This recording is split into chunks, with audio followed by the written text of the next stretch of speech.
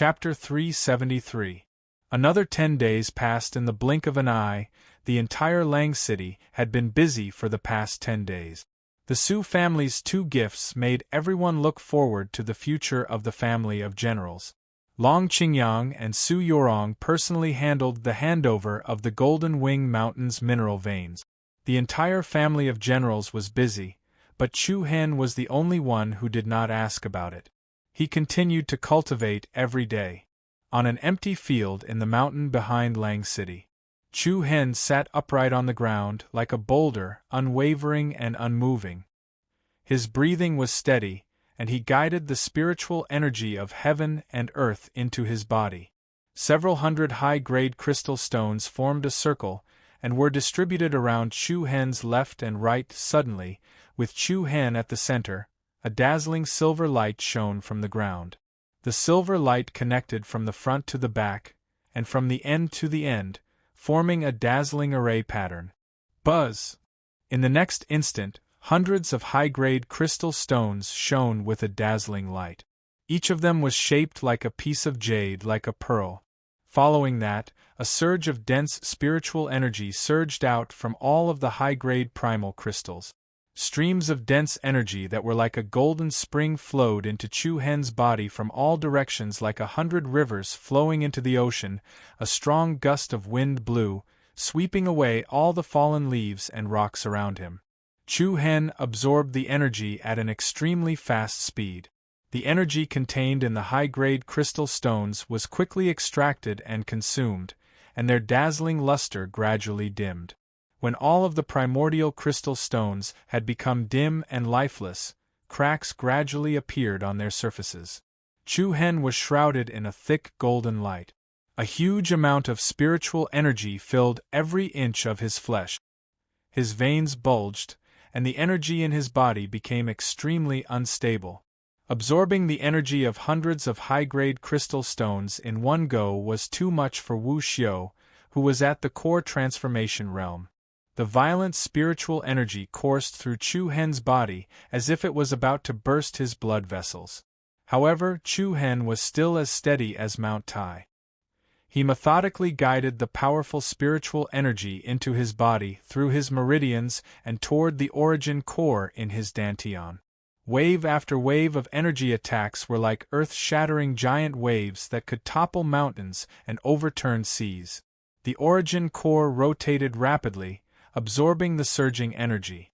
The more energy it absorbed, the more intense the energy fluctuation it released. It was as restless as the undercurrent in the deep sea. Crack! Suddenly, a soft sound came from within Chu Hen's body. A thin crack appeared on Chu Hen's origin core. Buzz! Shortly after, an astonishing aura that was many times stronger than before completely exploded. Endless true essence, as if it had found an outlet, was released from the crack. Chu Hen's dantian's aura sea was instantly filled with thick true essence. The powerful true essence flowed through the meridians in his body.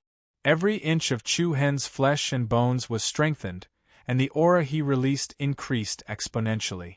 The fierce power spread in all directions. A circle of vigorous power swept out, scraping off a thick layer of soil within a radius of tens of meters. Phew! Chu Hen let out a long breath. He opened his eyes, and the energy in his body gradually stabilized. I finally broke through to the void-piercing realm. That day at the Su family, Chu Hen had already felt the signs of a breakthrough. After returning, after more than 10 days of attacking the Dantian's dantian, he finally set foot on this step. Core transformation realm condensed the origin core. The void-piercing realm broke through the origin core and released more powerful energy. This was different from the external force breaking through the origin core. If it was hit by an external force and caused the origin core to break, it would be a huge trauma. As for entering the void-piercing realm, it was from the inside out, using one's own true essence to break through that layer of shackles, break that layer of barrier, and release the energy inside the origin core. If the origin core broke through a crack, it was the first stage of the void-piercing realm. If it broke through too, it was the second stage. After the 9th stage of the void-piercing realm, a higher level of breakthrough would be carried out.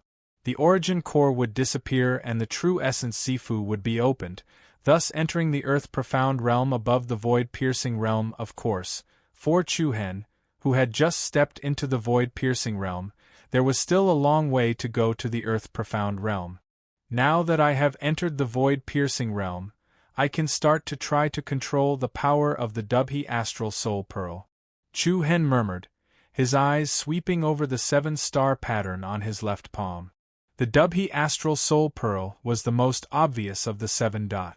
Chu-Hen's mind moved, and a bright silver light was released from his palm, as if he was holding a star in his palm.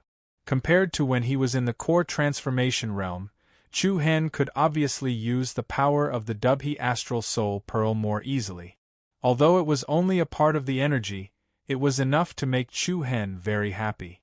After all, a spiritual artifact could not be compared to a sage artifact. Even a part of the power of a sage artifact was extremely terrifying. Third brother, are you still cultivating here? Long Qingyang's voice was heard at this moment. Chu-Hen raised an eyebrow, dispelled the power in his palm, and stood up. Long Qingyang was not the only one who came. Long Xuanxuang, Su Yorong, Qi Wanli, and a few others were also there. Why are you guys here? Chu-Hen asked with a smile. To see you, of course. Su Yorong skipped over to Chu-Hen and shook her head with a smile. I heard from Leader Qingyang that you're a cultivation maniac.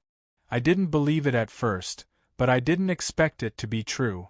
Don't you feel bored after cultivating for more than 10 days? It's all right, I'm used to it, Chu-Hen said while rubbing his nose. The handover of the Golden Wing Mountains mineral vein has been completed. In the future, you can just transport the ores you've mined to the Su family, and we will help you sell them. Chu-Hen nodded his head, his face revealing some gratitude. Many thanks. You're welcome. Su Yorong waved her hand and smiled mischievously. By the way, third brother, your second sister is leaving Lang City, Long Qingyang said. Oh. Chu-Hen was startled at first, then he looked at Long Xuanxuang and asked, Where are you going? The mysterious ice sect. Long Xuanxuang answered. The mysterious ice sect? Chu-Hen found it weird. He had heard of the Ice Xian sect before. It was a big sect with a lot of power. However, it was located in an extremely cold place in the East Continent. Moreover, it was far away from the 100 Kingdoms region. Why would Long Xuanxuang suddenly want to go there? Long Xuanxuang saw through his confusion and explained, Yesterday, I received a handwritten letter from my mentor at the Bright Moon Academy. She received news that the mysterious ice sect will be recruiting new disciples in a few months' time, so she suggested that I give it a try. A letter from the Imperial City? Chu-Hen's brows slightly wrinkled. Yes. Long Xuanxuang nodded. You don't have to think too much about it. Master Lin has always taken good care of me in the academy, and she's always on my side. Moreover, I was the one who contacted her first, so she knew that I was in the Hidden Wind region. Long Qingyang chimed in, I've met that Master Lin before. She really dotes on your second sister like she's her own daughter, so her suggestion should be for the best for your second sister. Hearing what the two said, the doubts in Chu-Hen's heart were dispelled quite a bit. After all, it was a letter from the capital, so Chu-Hen was worried that it was a trick of the Sacred Star Empire. Of course, among the three of them, Long Xuanxuang was actually the most mature. In the past, Long Zhan was the least worried about his daughter. Chu-Hen also knew that Long Xuanxuang's decision was made after careful consideration, so there was nothing much to say. Sigh. Chu-Hen smiled helplessly. What's wrong? Long Xuanxuang asked. I was just about to tell you that I'm planning to head out for training in a few days as well, but I didn't expect it to be so coincidental. You're leaving too? Su Yorong blurted out first. Chu-Hen nodded solemnly and looked at Long Qingyang apologetically. I'm sorry, big brother, I can't stay here to help you manage the family. However, Long Qingyang raised his brows and patted him on the shoulder. We're brothers, so there's no need for such formalities. Actually, even if you didn't say it, I would have chased you away in a few days. This place isn't suitable for you. Wah, no way. Big brother, how can you be so heartless? I just helped you get a vein of resources, and you're chasing me away? Chu Hen joked. Long Qingyang laughed exasperatedly. Pfft, don't make fun of your big brother. Do you think I don't know what you're thinking? Long Qingyang had understood from the Sacred Star Empire that even the vast 100 Nations province could not contain Chu Hen. Perhaps one day, Chu Hen might even break out of the vast eastern continent. As the closest family member, Long Qingyang would not restrict Chu Hen's wings. However, as they were about to part, there was a faint sense of sadness and reluctance. You're leaving after only knowing him for a few days. How boring. Su Yorong seemed a little dissatisfied. Chu Hen laughed. What? Miss Yorong, are you reluctant to part with me? TCH, who's reluctant to part with you? Don't flatter yourself. How could Big Brother Qingyang have a younger brother like you? Big Brother Qingyang. Chu Hen raised an eyebrow and grinned wickedly. Heh, you're quite affectionate. Cough cough. Big brother, shouldn't you secretly give me a red packet? What are you talking about? Su Yorong's beautiful eyes widened and her pretty face reddened. Long Qingyang shook his head helplessly. Why did this guy become so frivolous all the time? Third brother, stop fooling around. But where are you going next? Do you want to go to the Ice Xian sect with your second sister? Long Qingyang asked casually. Chu Hen shook his head and glanced at Long Xuanxuang. Second sister's ice soul battle body is more suitable for the Ice Xian sect. If I go there, I probably won't be able to make much use of my strength.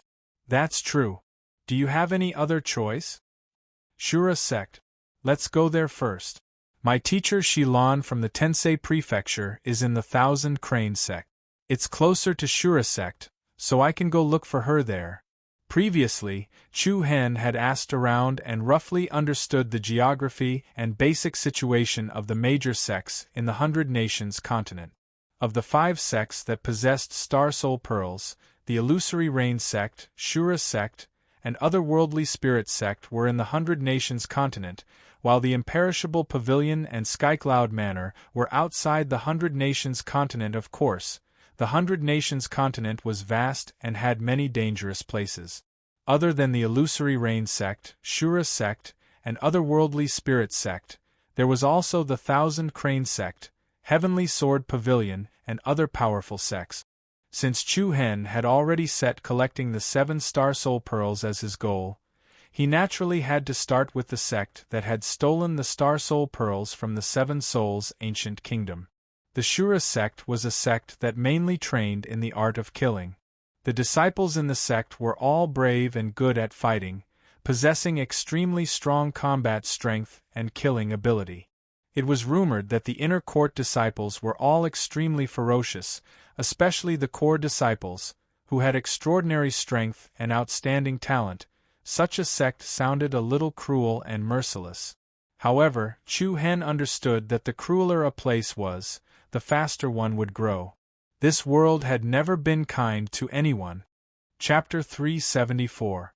3 days later, after a small gathering with Long Qingyang, Su Yorong, and the rest of the Long family, Chu Hen and Long Xuanxuang left the Hidden Wind region's Lang City.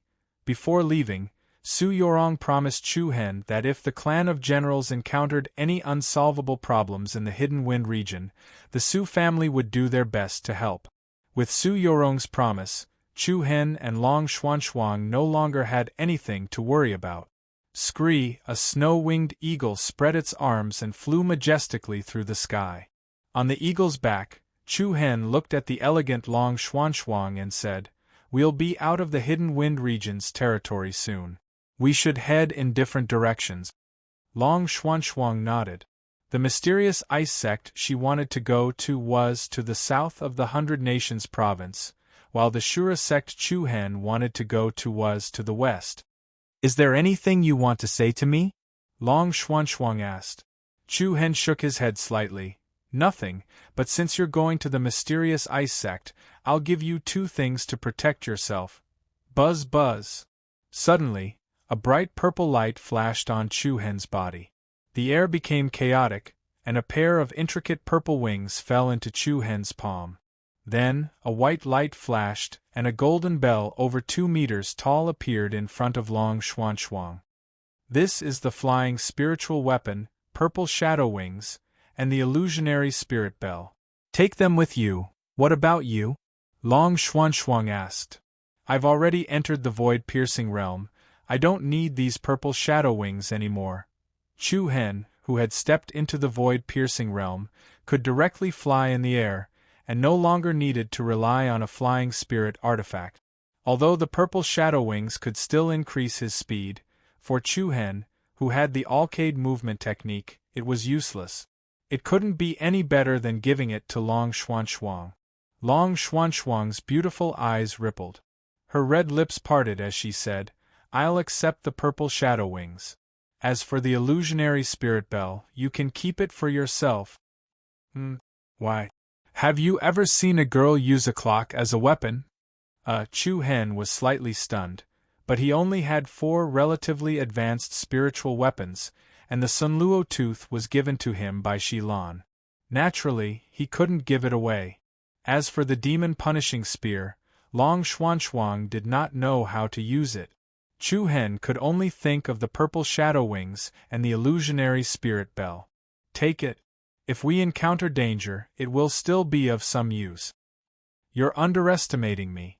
No matter what, I'm still your second sister, am I not? Long Xuanxuang smiled faintly. Her cold temperament coupled with her elegant smile was very attractive. All right. Chu-Hen did not insist. He casually put away the illusionary spirit bell, then took out a heavy bag and handed it to Long Xuanxuang along with the purple shadow wings. What is this? Some advanced spiritual talismans. They are quite lethal to Wu Xiu, who is in the core transformation realm. Even if he is in the void-piercing realm, he can still resist a little. These spiritual talismans were left over after the thief rat stole Haozi and gave them to Chu-Hen. Chu-Hen did not use many of them, so there were still over 30 left. He also gave them to Long Xuanxuang to protect herself. Feeling the faint warmth from the purple shadow wings and the weight of the cloth bag, Long Xuanxuang's heart was indescribably touched. She could clearly feel Chu-Hen's concern. What's wrong? Chu-Hen saw that the other party's expression was a little strange, so he could not help but ask. It's nothing. Long Xuanxuang shook her head and said softly, Be careful outside. And you too. Chu-Hen felt a little surprised when he saw the touch of tenderness in Long Xuanxuang's eyes. In his memory, the other party did not seem to show this kind of emotion. It was a little gentle, a little sad, and a little reluctant, but more than that, it was a kind of hope. Chu-Hen raised his eyelids and suddenly said, Do you want to hug again? Long Xuanxuang was slightly stunned, then she smiled and leaned forward, gently hugging Chu-Hen. Take care. I will. Also, there's one more thing I want to tell you. In fact, I lied in the back mountain of Lang City last time. Second sister, your hug is warm, so you don't have to worry about not being able to get married in the future. You, haha, take care. Goodbye. After saying that, Chu-Hen let go of Long Xuanxuang and moved away from the back of the snow-winged eagle. Long Xuanxuang hurriedly looked sideways at him, who was suspended in the void. She clenched her jade-like hands and called out softly, Take care of yourself. No matter what you do, don't be as impulsive as before. Got it. I'll go to the Ice Xian sect to see you when I have time. Chu-Hen waved his hand and laughed heartily. Screech, the snow-winged eagle gradually flew away, and finally turned into a black dot and disappeared in the sky ahead. Chu-Hen's eyes were surging with a faint wish, and he secretly said in his heart, Have a smooth journey. Then, Chu-Hen also began to embark on his own journey of cultivation. After a brief moment of sadness, Chu-Hen slowly felt relaxed, as if he was a fish in the vast sea, and a bird flying in the vast sky. This was his first time traveling outside, and his heart was mixed with novelty, carefree, and a kind of freedom. This was a novel feeling that every young genius who went out to train for the first time would have. The 100-nation state was a vast land with abundant resources, and it was a land of outstanding people. Although it was called the 100-nation state, in fact, it had more than 10,000 forces, big and small.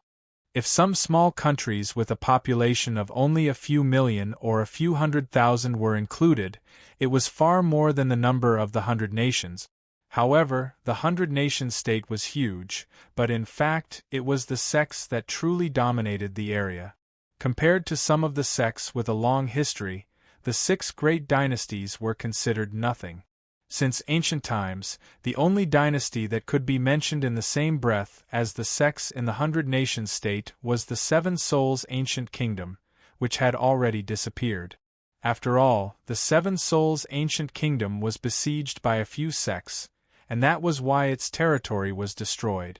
After parting ways with Long Xuanzhuang, Chu Hen headed to the west of the 100-nation state. If he wanted to head to the area where the Azura sect and Thousand Crane sect were located, Chu Hen practically had to cross more than half of the 100-nation state.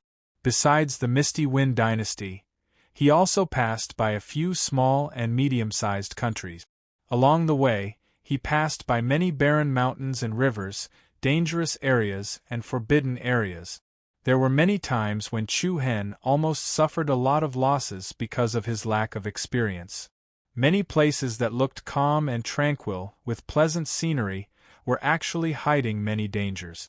He even encountered many bandits and mounted bandits that were blind. He encountered all sorts of encounters. However, this was exactly what Chu Hen hoped to encounter. If it was too peaceful, it would be meaningless.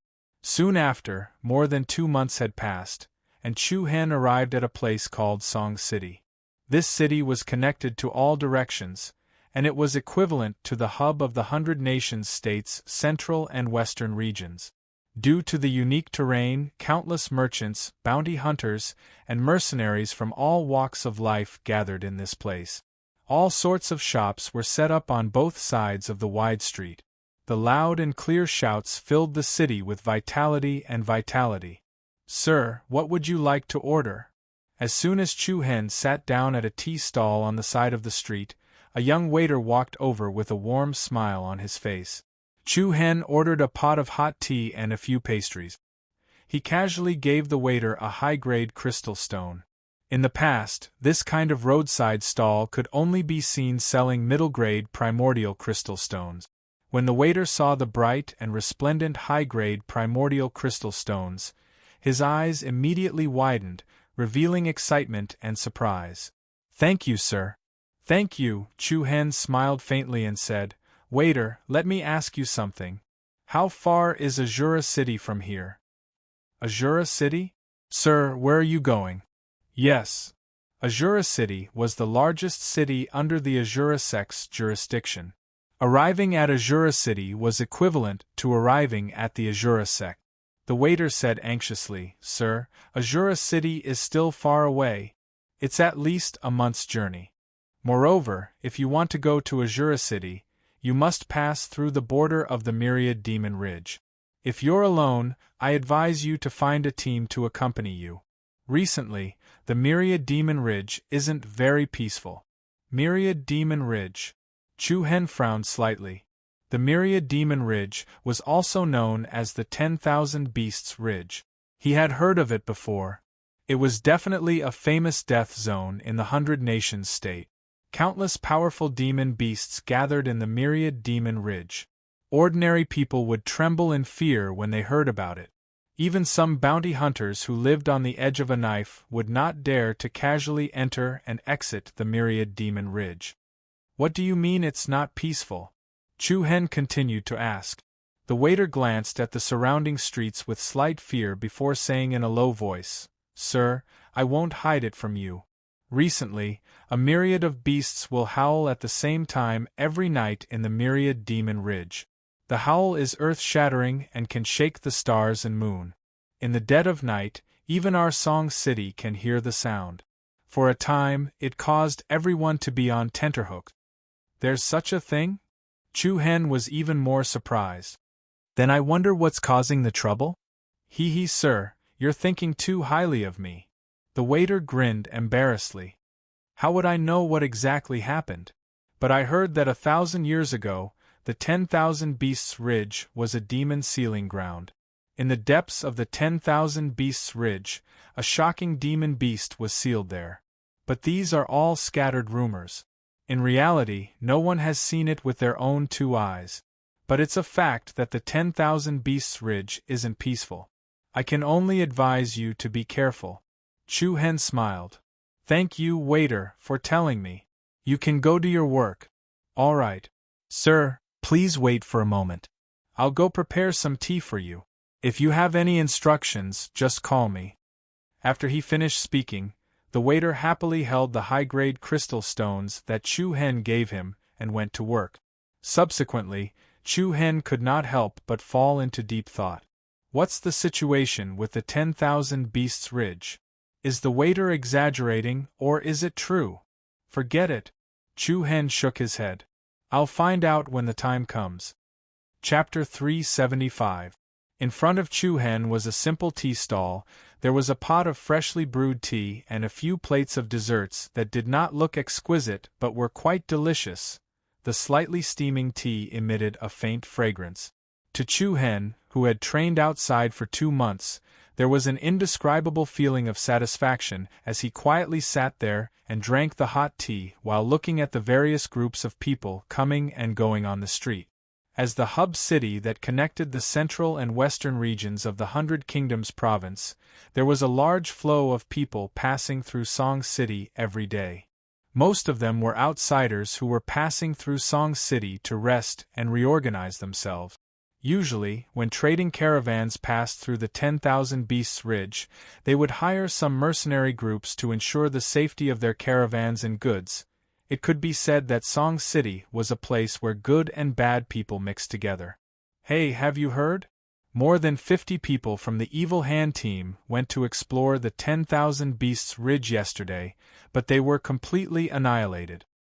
F***ck, are you serious? The Evil Hand team is a veteran mercenary group that has been here for 10 years. There were a few experts who were at least at the 7th level core transformation stage. Why did they disappear just like that? It seems like the 10,000 Beasts Ridge is not peaceful recently. I heard that the Storm team found the corpses of the Evil Hand team this morning. Hey, guess what? All of them were eaten by demon beasts until their mothers couldn't recognize them. The leader of the Evil Hand team, Direwolf, only had half of his body left. Everything below his chest was gone. It was a terrible scene. Then, didn't the Storm team immediately retreat in fear? Of course they ran back in fear. Moreover, I heard that disciples from a few big sects have come to investigate.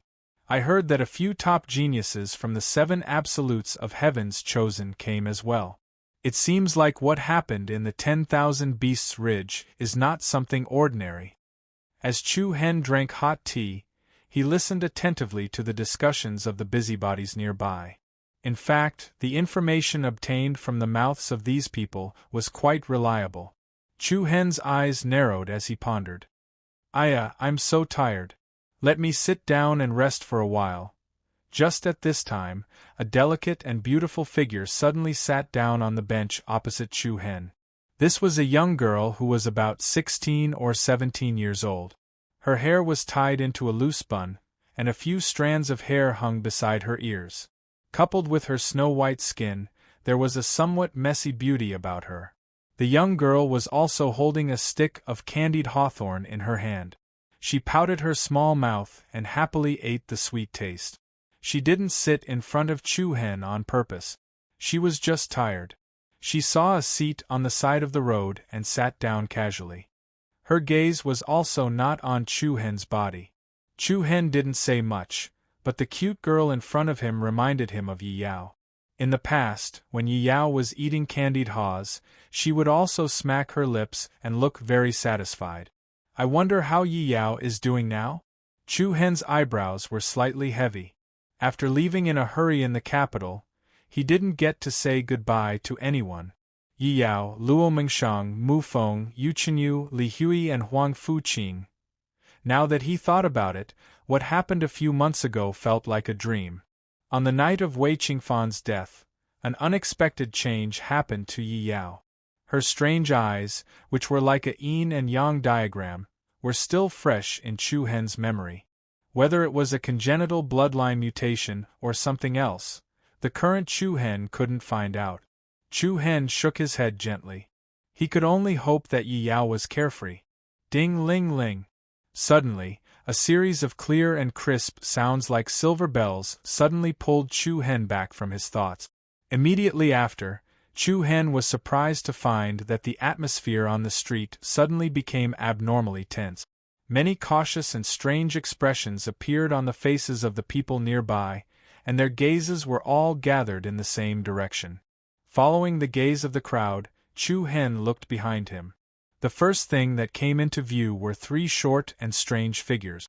They were all wrapped in a thick layer of iron armor. The three people's eyes were empty and lifeless like wooden puppets, but they looked like three men. However, when Chu Hen looked carefully, his pupils involuntarily shrank.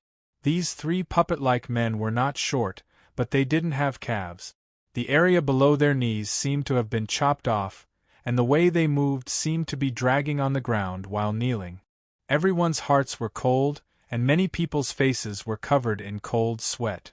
And on the back of those three people, there was a metal chain that swayed gently, making a clear and crisp sound. The other end of the three chains was firmly held in the hands of a figure with disheveled hair and staggering steps. This was a figure that emitted a thick evil aura from head to toe. Through the disheveled hair, one could vaguely see the other party's unkempt beard and thin face. Looking at the scene in front of them, everyone present felt as if their hearts were tightly grasped by a hand. No one dared to even breathe loudly. Looking at the three people who were bound by the metal chain and dragged on the ground with their knees, everyone felt a chill down their spines. They didn't look like humans, and even the three dogs were many times better than them. Everyone present looked at the unkempt figure with fear in their eyes. Even Chu Hen could clearly feel the thick dangerous aura emitted from the other party's body. However, that person only slowly walked on the street. His eyes did not look sideways at all, and his hands were still tightly gripping the metal chain, driving the three puppet-like things forward. Suddenly, a child's cry that was filled with fear broke the unusually tense and deathly silent atmosphere.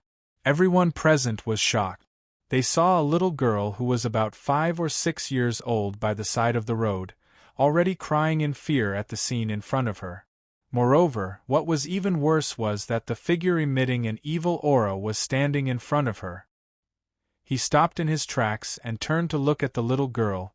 Seeing this situation, the little girl's parents, who were not far away, were extremely terrified.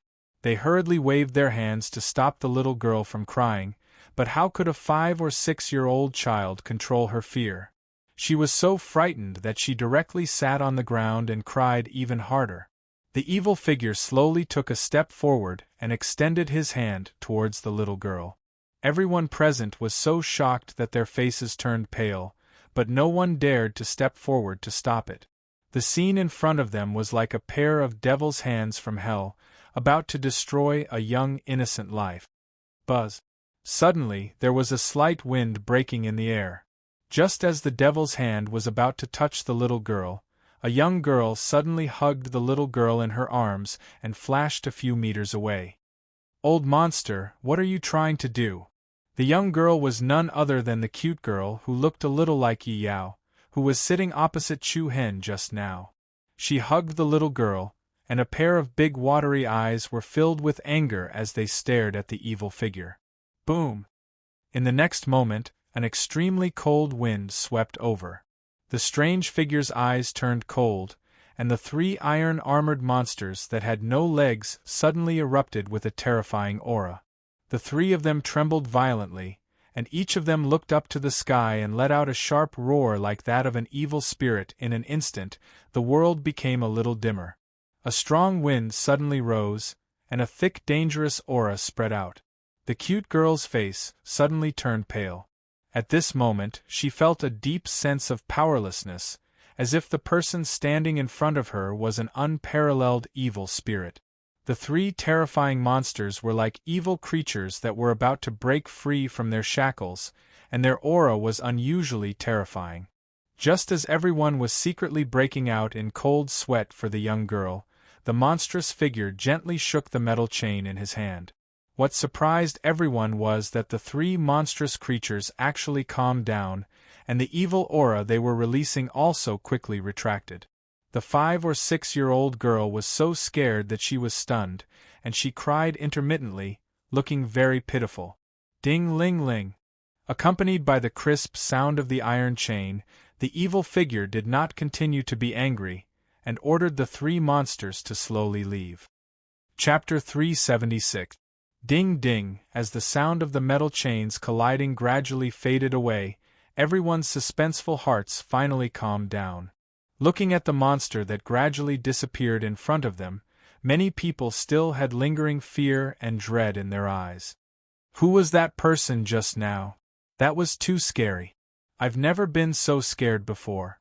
I don't know. I was also scared just now. I almost peed my pants.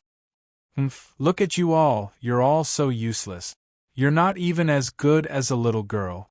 Tisk, stop making sarcastic remarks. Don't think I didn't see that when that monster passed by you, your hands were shaking. Looking at the people around him who still had lingering fears, only Chu Hen was able to remain calm. However, what could not be denied was that just now, Chu Hen also felt the terrifying aura and powerful pressure that originated from the strange person. Chu Hen's eyes narrowed slightly. He gently let out a sigh of relief and muttered to himself, "This person's strength can be said to be unfathomable. The world is so big, but the 100 Kingdoms is really full of crouching tigers and hidden dragons." Soon after, Chu Hen's gaze turned towards the young girl who had saved the little girl just now. The little girl's parents thanked her profusely. However, the young girl smiled faintly. "It's all right. You don't have to be so polite." Her adorable smile gave people a feeling of innocence and naivety. "Hua Shui, what are you still doing here? We've been waiting for you for a long time." At this moment, a gentle voice with a hint of reproach was heard. A woman in a long blue dress walked anxiously to the cute girl's side. The woman in blue was also quite beautiful. She had pink eyebrows, creamy skin, a tall figure, and a pair of beautiful almond eyes. "Senior Sister Jishu, why are you here? Didn't you say that you'd wait for me in the west of the city?" The cute girl blinked her big eyes as she hid the candied fruit in her hand behind her back. The woman in blue named Jishu shook her head helplessly. "I knew it wouldn't do to let you be alone. You only know how to play all day. Don't forget that we still have business to attend to." Hua Shui pouted and said with slight dissatisfaction, "But I'm tired. I just found a place to rest for a while, and then you came over." All right, I'm not going to talk to you here. Nongqi has already sensed the aura of the blue Ran sword. He's in this city. Let's hurry up and meet up with him." "Really?" Hua Shui immediately put away her indifferent expression when she heard what he said. His expression became rather solemn. Without another word, the two women left the place in a hurry. As the saying goes, the speaker has no intention, but the listener has the intention. Not far away, Chu Hen looked at the backs of the two people in surprise. From their conversation just now, it seemed like they were looking for someone. However, it could also be judged that they were inexperienced and did not have a strong sense of guarding against others. Otherwise, they would not have let others know their intentions so easily. Of course, although he was curious, Chu Hen did not have the intention to meddle in other people's business. He casually placed a middle-grade primordial crystal stone on the table and was about to leave after paying the bill. However, just as Chu Hen stood up, an old beggar who was in a mess suddenly hugged Chu Hen's calf. "I'm so pitiful. I haven't eaten for a few days. Give me some money to buy 2 steamed buns." "Thank you for your family, Thank you for 8 generations of your ancestors. Chu Hen frowned slightly. This was the first time he saw a beggar asking for money like this. Shaking his head helplessly, Chu Hen casually took out 2 upper-grade primordial crystal stones and passed them to the beggar. Take it. The old beggar was stunned. He did not expect to get money so easily. His eyes lit up and he quickly snatched the primordial crystal stones. Thank you, young master. Thank you, young master. I hope that you'll be surrounded by young girls every day. Hee hee, you old beggar's words are interesting, but it sounds too unreliable. Chu Hen could not help but find it funny. Reliable, reliable. I, the old beggar, have always been reliable. Whatever I've said, I've never been wrong. Chu Hen smiled faintly, but did not bother too much with him. Instead, he followed him and headed out of the city. About an hour later, Chu Hen left Song City and arrived at the border of the 10,000 Beasts Ridge. The winding mountain range was like a giant dragon crawling on the ground. The abysses and ravines were like blades, and miasma lingered in the air. It was like a dragon's pool and tiger's den. In the distance there were giant peaks that supported the sky. The depths of the mountain range seemed to be shrouded in a strange light. Dark clouds covered the top, as if the nebula had suddenly changed, and it was full of illusory and hazy chi. From time to time, the roar of demonic beasts could be heard, causing people to shrink back. On the road from Song City to Azura City there were many caravans. Everyone did not dare to rashly set off because they were afraid. Little brother, could it be that you are heading to Azura City? Just when Chu Hen was about to head to the Azura City by himself, an old man in his 50s suddenly walked up to him and asked, "Why are you here?" Chu Hen nodded and replied faintly, "What's the matter, old mister? It's like this. I just happened to be in charge of a caravan heading to Azura City. Little brother, if you're willing, you can come with us. I can see that little brother should also be a martial artist. If little brother is able to put in a bit of effort on the way, we will give you a corresponding reward. I wonder what little brother thinks?" The old man's meaning was very simple. It sounded like he was hiring Chu Hen. However, he was vague about the remuneration. He was obviously a shrewd veteran in the business world. Chu Hen smiled and agreed rather straightforwardly. It did not matter whether he wanted the remuneration or not. After all, it was Chu Hen's first time traversing the myriad demon ridge. It was not a bad idea to travel with some experienced people. Hee hee, little brother, this way please. You can call me Uncle Fu or Old Man Fu. The old man led Chu Hen to the front of a caravan. There were 4 caravans in the caravan. 3 were carrying goods, and 1 was carrying people. Other than the original dozen or so people in the caravan, there were less than 20 strong and burly men. These burly men were dressed in uniform. Among them, a fierce man with a bloody wolf tattoo on his arm looked at Chu Hen with disdain. "Hey, I say, Old Man Fu, are you looking down on our blood wolf group? Since you hired us, what's the meaning of looking for a soft and tender little brat?" "Hee hee, blood wolf group leader is thinking too much. This little brother is just following us. I don't have any other intentions." Old Man Fu waved his hand and laughed dryly. "Humph." The blood wolf group leader sneered and said, "Our blood wolf group takes on missions based on the number of people. Now that you have added this little brat, you have to add 1 more person." "This?" Old Fu slightly furrowed his brows. From the corner of his eyes, he glanced at Chu Hen, who had a calm expression on his face. Shortly after, he lightly clapped his hands and said, "All right, 1 more person is 1 more person." Me too, me too." Suddenly, a dirty old beggar came out of nowhere. Without saying a word, he laid down on an empty seat on a caravan carrying goods. "I'm with him. Bring me along too."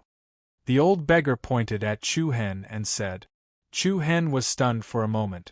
This old beggar was none other than the old beggar who asked him for money at City Song and said a lot of unreliable things. "What are you doing? Come down quickly. Don't dirty our goods." Where did this crazy old man come from?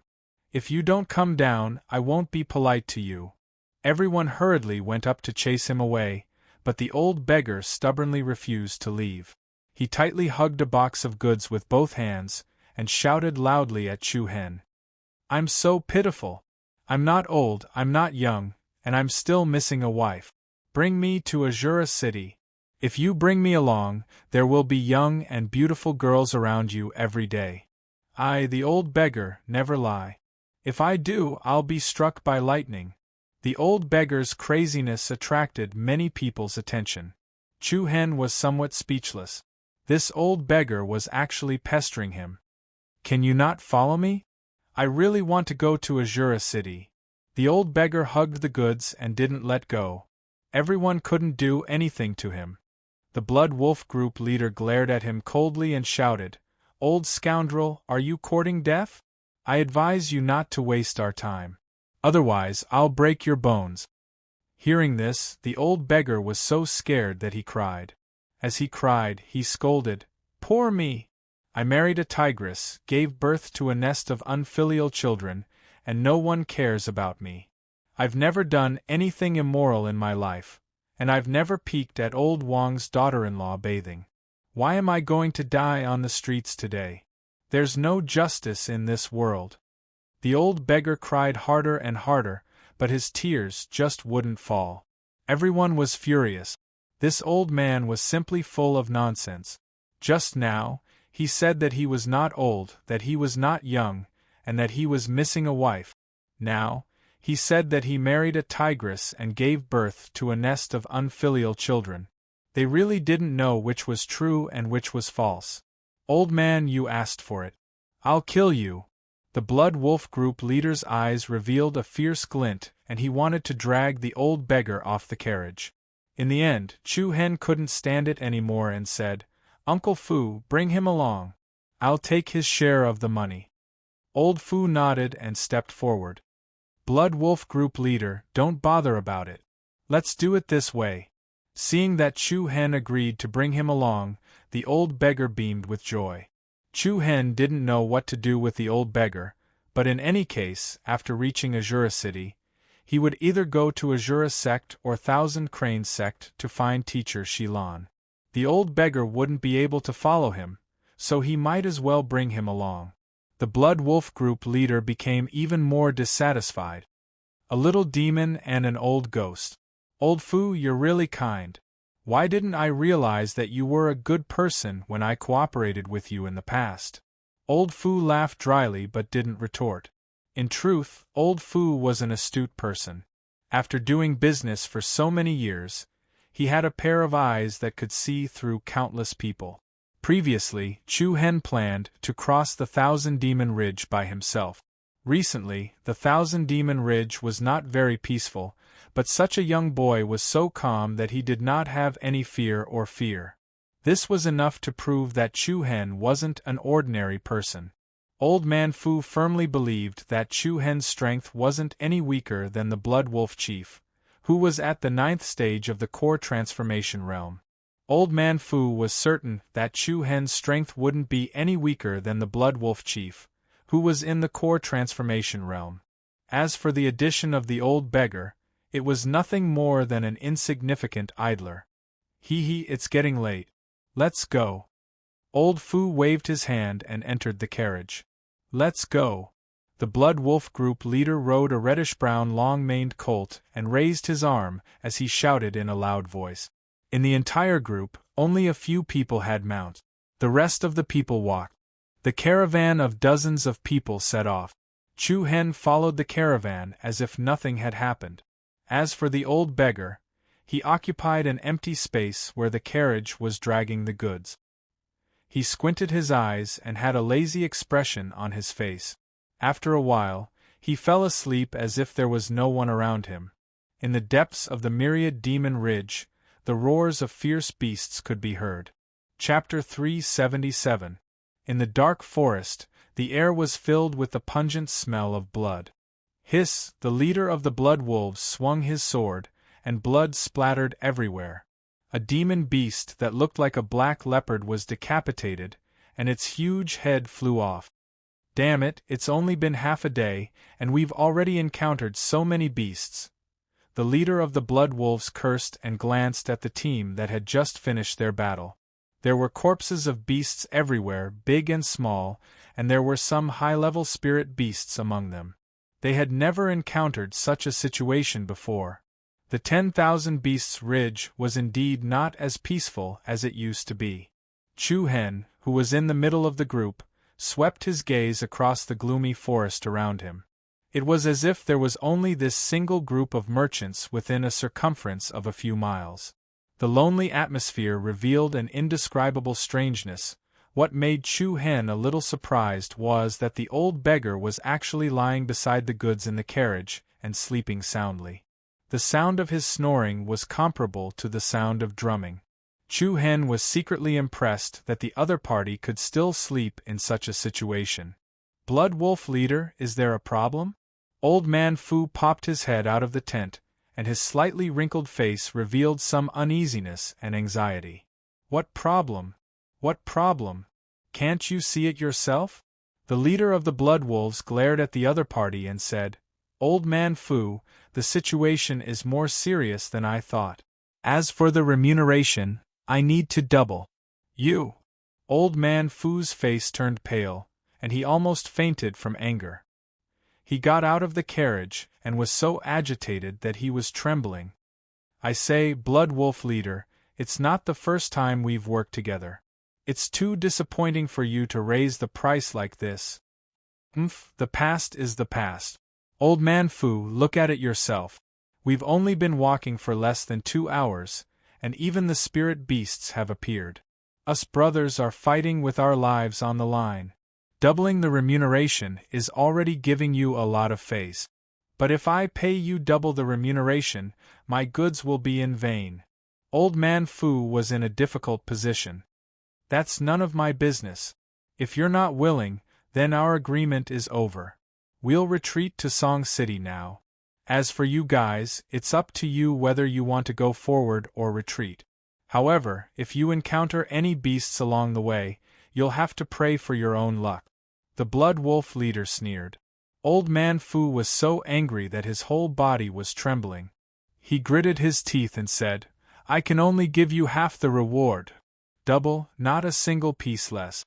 After a short internal struggle, Old Fu finally gave in. Fine. Double it was then. However, you must promise me that no matter what happens in front of us, you will not abandon us and run away. Hey! The Blood Wolf leader sneered disdainfully. In my life, I've never known how to write the word escape. All right. Let's not dilly-dally anymore. Let's pack up and set off. Doubling the price at once, everyone in the Blood Wolf team was full of enthusiasm. Chu Hen, who was in the team, shook his head helplessly. The weak could only be bullied like this. Rustle, at this moment, a rustling sound suddenly came from the side. Everyone who had just breathed a sigh of relief felt their hearts skip a beat again. They saw a staggered deer-shaped beast coming out of the lush bushes. Damn, that scared me to death. It turned out to be a small beast. One of the fierce-looking men from the Blood Wolf team cursed and walked in front of the beast. Without saying a word, he directly stabbed the long sword in his hand into its head. However, to everyone's surprise, the small beast did not struggle at all, nor did it let out any wails. Even the place where it was stabbed didn't bleed, huh? What's going on? The fierce-looking man frowned. Before he understood what was happening, an extremely high temperature was transmitted from the tip of his weapon. Damn! What the hell are you shouting for? Hurry up and leave! The Blood Wolf leader shouted loudly. Leader, look! There was a trace of fear in the big man's voice. Everyone's heart skipped a beat, and their eyes swept over in unison. It would have been fine if they didn't look, but when they looked, they were shocked. They saw that the sharp sword that was stabbed into the small deer-shaped beast's head had turned red, like a soldering iron. Then, under everyone's astonished gaze, the sharp sword quickly melted into a pool of molten iron. This, before everyone could understand what had happened from the shock, bang! With a muffled sound, the small beast's body suddenly exploded, and a fiery red rain of light bloomed like fireworks. Dense fiery red light spots splashed wantonly, and a large number of them fell on the fierce-looking man's body. Along with an incomparably shrill scream, the fierce-looking burly man's entire body was immediately occupied by the fiery red spots of light. It looked as if he was enveloped in magma, and in the blink of an eye, he was directly burned into a pile of charred ashes. Everyone present was completely shocked, and their pupils shrank slightly. They saw that the fiery red light spots were actually strange ants. These ants were very big, almost the same size as bees. Moreover, every single ant was fiery red in color. After turning the ferocious man into ashes, tens of thousands of ants quickly crawled towards the others. Wherever they went, tiny black scorch marks would be left on the ground. It's a group of fire ants. Damn, our luck is so king bad. In the vicinity of the 10,000 Beasts Ridge, the most troublesome thing was not encountering some huge, violent beast. It was encountering these groups of beasts that won with numbers. A single fire ant was nothing to worry about, but when thousands of them gathered together, it would definitely be very fatal. Fortunately, this Blood Wolf team was also an old mercenary team in Song City. It was not their first time coming to the border of the 10,000 Beasts Ridge. When they encountered this kind of situation, they also had a way to deal with it. Sprinkle ice powder, hurry up, take out the ice powder. The Blood Wolf leader shouted loudly. All the members of the Blood Wolf team took out a clay pot, grabbed a handful of blue powder from the pot, and sprinkled it towards the group of fire ants. The blue powder fluttered in the sky, and a cold aura spread wantonly. When the fire ants touched the ice powder, they could not move at all, as if they were covered by a layer of frost and were frozen. Hee, this is what you get for being arrogant, I'll kill you all. The ice powder had a very effective effect on the fire ants, and the fire ants turned into small ice beads. Seeing this situation, Old Fu heaved a sigh of relief, but at the same time, he was worried about the rest of the journey. They were still far from completing 1/10 of the total journey, and they had already encountered so many demon beasts one after another. He really didn't know what was waiting for them. Boom! Suddenly, at this moment, an especially scorching wave of air suddenly assaulted them. Accompanied by a strange, ear-piercing howl, a huge creature emerged from the fallen trees. It was a huge fire ant more than 10 meters tall, with dark red skin, slender and long tentacles covered with sharp barbs, and its sharp beak was divided into 4 parts. It looked like a man-eating flower. Seeing this thing, even the Blood Wolf leader's face turned pale, and his heart trembled. Oh my God! Fire Ant King! We're dead for sure. Other than Chu Hen, there was not a single person who was not terrified to the extreme. The Fire Ant King was a terrifying existence among the Beast Kings. Although it was only a Beast King of the lowest level, for the Wolf Head team, it was an existence that they couldn't even look at directly. Old Fu was also trembling with fear. Although he knew that the Myriad Demon Ridge was not peaceful recently, he didn't expect it to be so chaotic. He had never seen a Beast King in his life, but today, he saw one with his own eyes, and it was so close to him. What are you guys doing? You're so noisy that I can't sleep. The old beggar lying in the back of the carriage jumped up angrily and complained to everyone. Boom! Almost at the same time, the Fire Ant King directly spewed out a scarlet pillar of fire from his mouth. Like a crazily dancing flood dragon, the pillar of fire directly hit the dozen burly men of the Wolf Head Guild. All kinds of miserable screams mixed together, and the dozen men were instantly turned into burning men. In less than 2 blinks of an eye, there were more than 10 piles of ashes on the ground. Ah, my little darling! Someone's dead! The old beggar screamed in fear and tumbled down from the carriage in a panic. The Blood Wolf leader was even more frightened, and he almost wet his pants. He grabbed the panic-stricken colt, jumped onto the back of the horse, and turned around to flee. Go, retreat, retreat! Old Fu was even more panicked and he hurriedly begged, "Don't go, don't leave us behind. Just now, you said that no matter what happens, you wouldn't leave us behind. F***ck off." The Blood Wolf leader had already forgotten about the previous agreement. Not to mention Old Fu's caravan, even his own team members had abandoned them and fled in panic. Go, let's go. Old Fu didn't dare to have any thoughts of moving forward. He simply abandoned the goods and only set up the carriage that carried the people, turning around and going back the way they came. Help!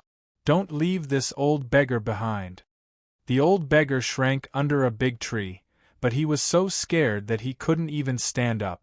The Fire Ant King's huge eyes were full of human-like ridicule as he looked at the panic-stricken crowd. He opened his huge mouth that was like an iron pincer, and a fireball was spat out. In the process of moving, the fireball exploded, and a dense swarm of fire ants rushed out. The fire ants that filled the sky were like a rain of arrows that swarmed towards Old Fu and the others. An intense aura of death approached rapidly from behind, and Old Fu and his men were extremely frightened. Boom! Right at this moment, a towering ice curtain suddenly rose from the ground.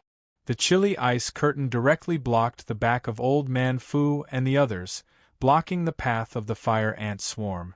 Bang bang bang. Chapter 378. Bang bang bang.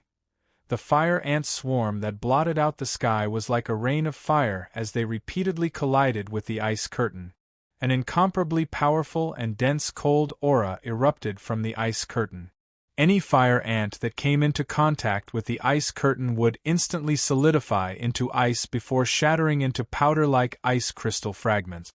Wow, little brother, you are so brave. These are saved. The old beggar's eyes lit up, and he clapped his hands excitedly. Old Fu and the others were all shocked. When they turned around, they saw a young figure standing in front of the Fire Ant King. Little brother. Old Fu was both surprised and worried. He was surprised that he had not misjudged Chu Hen. He was not an ordinary person.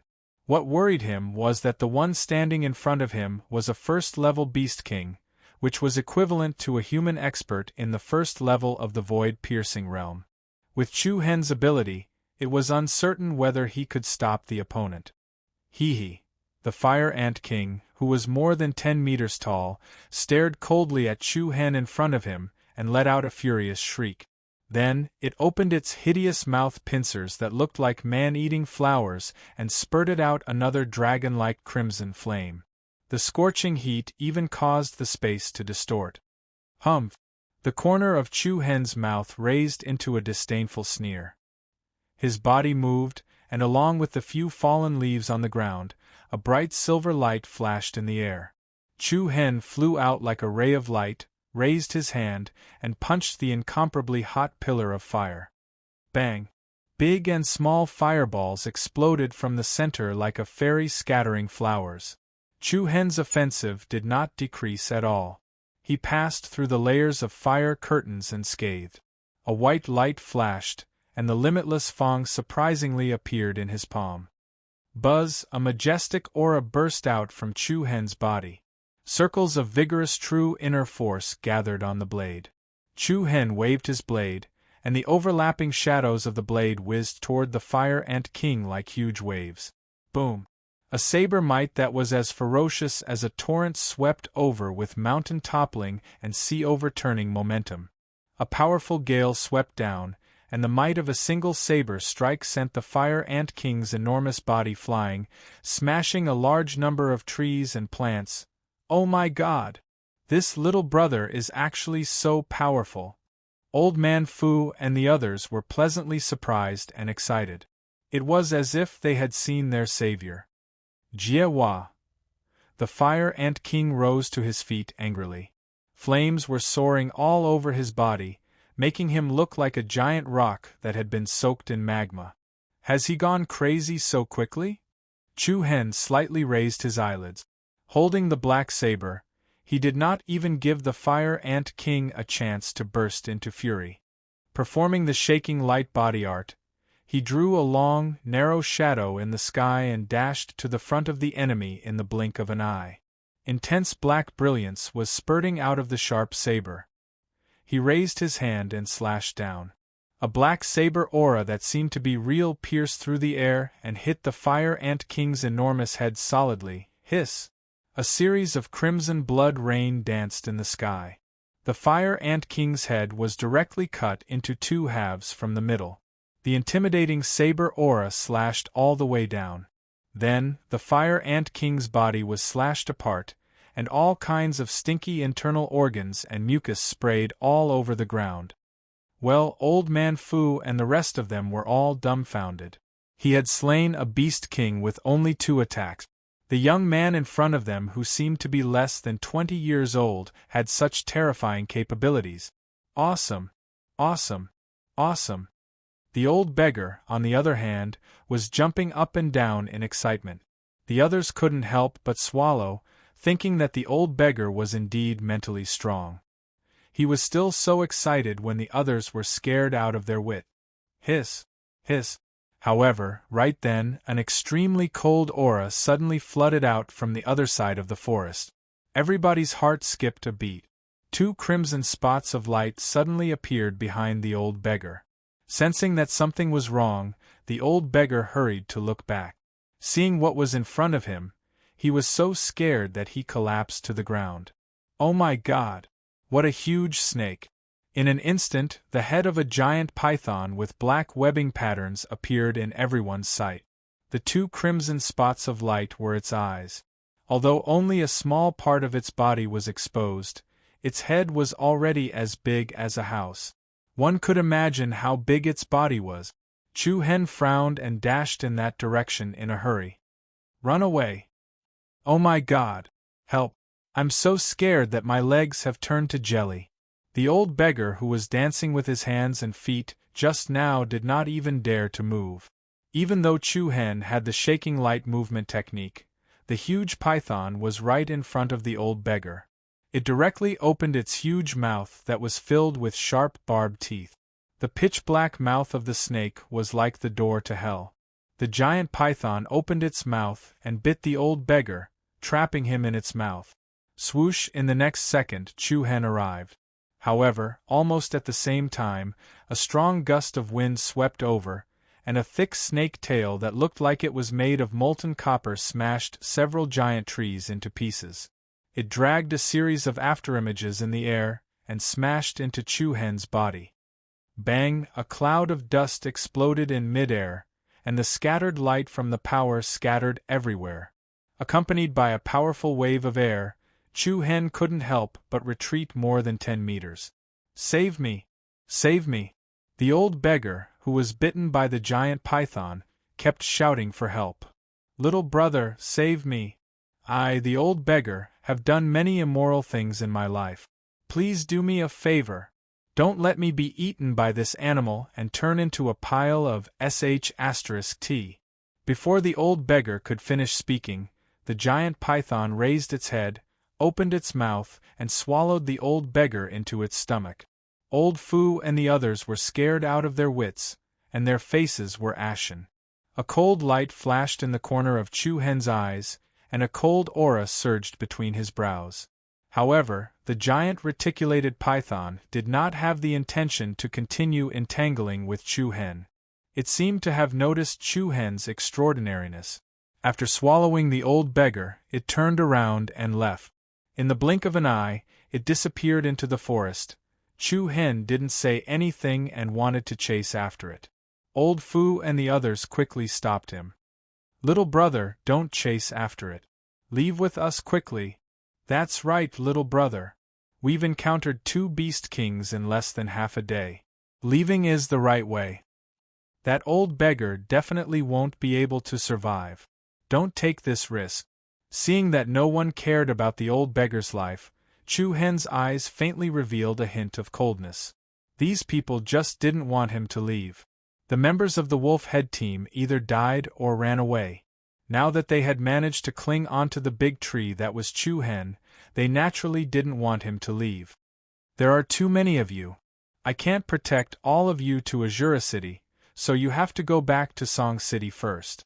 But there are also demon beasts on the way back. One of them casually revealed their true thoughts. Chu Hen pointed at the dead body of the Fire Ant King dozens of meters away and said, "Smear the blood of the Fire Ant King on your body." When other demon beasts smell the blood of the Fire Ant King, they naturally won't dare to come close. Remember, don't let the blood of the Fire Ant King touch your skin, or you'll end up miserable. After saying that, Chu Hen's figure moved and instantly chased in the direction that the giant web novel python had left. "Little brother, don't leave us behind. Stop shouting." Old Fu stopped the panicked crowd and shook his head gently. "He won't come back. What you said just now has made him feel disgusted." "But what should we do?" Old Fu sighed helplessly and said, "Do as he says." Swish, swish. In the depths of the deep and lush forest, Chu Hen was flying forward. Chu Hen was not a person who liked to meddle in other people's business, especially towards people he did not know. But for some reason, the appearance of the old beggar's panicked cry for help really made people feel a bit pitiful. It faintly touched Chu Hen's sympathetic heart. Of course, the most important reason was that Chu Hen was confident to deal with the current situation. If he had run into a super strong beast king, Chu Hen probably wouldn't have cared about it. It was important to be kind, but he should at least act according to his capability. The old beggar can still be saved in the short term, Chu Hen muttered to himself. With the help of the Alcade light movement technique, Chu Hen's speed was very fast. Streaks of illusory light flashed through the forest like twinkling stars. With every flash, Chu Hen would move to another position. It was a dazzling sight. "I've caught up." In less than 30 seconds, a huge snake body appeared in Chu Hen's line of sight. Only now did Chu Hen see the python's full appearance. The huge snake's body was 5 to 6 meters wide and close to 100 meters long. Its palm-sized scales were tightly packed together, and its entire body was glowing. Chu Hen was shocked. He had run into 2 Beast King-level demonic beasts in a row. What was going on in the 10,000 Beasts Ridge? Forget it, saving him is more important. Hopefully, the old beggar was tough and could hold on for a while. Otherwise, it would be useless even if he was rescued. "Nirvana Ray!" Chu Hen shouted. In an instant, a bewitching purple light was suddenly released from his deep and sharp eyes. Along with an incomparably rapid wind-breaking momentum, 2 solidified purple light beams shot out from Chu Hen's eyes and attacked the huge python like an aurora. Feeling the dangerous aura coming from behind, the black python suddenly turned its head, opened its pitch-black mouth, and shot out 2 gray beams of light. Just a second before the 2 rays of purple light and the 2 rays of gray light intersected, the corners of Chu Hen's eyes congealed. 3 black dots of light faintly trembled in the depths of his pupils, emitting a frightening energy fluctuation. Buzz, buzz. Chapter 379. Buzz, buzz. Just as the 2 beams of purple light and the 2 beams of gray light shot out from the giant python's mouth were about to collide, the 3 black dots in the depths of Chu Hen's demonic pupils swayed uneasily and released a shocking aura. Along with a strong and resplendent brilliance, the 2 beams of silent extermination light produced an extremely powerful aura and transformed into 2 purple light arrows, boom! Accompanied by an extremely powerful murderous aura, an extremely violent and heavy explosion exploded in the air. The 2 purple light arrows had a graceful momentum and were unstoppable.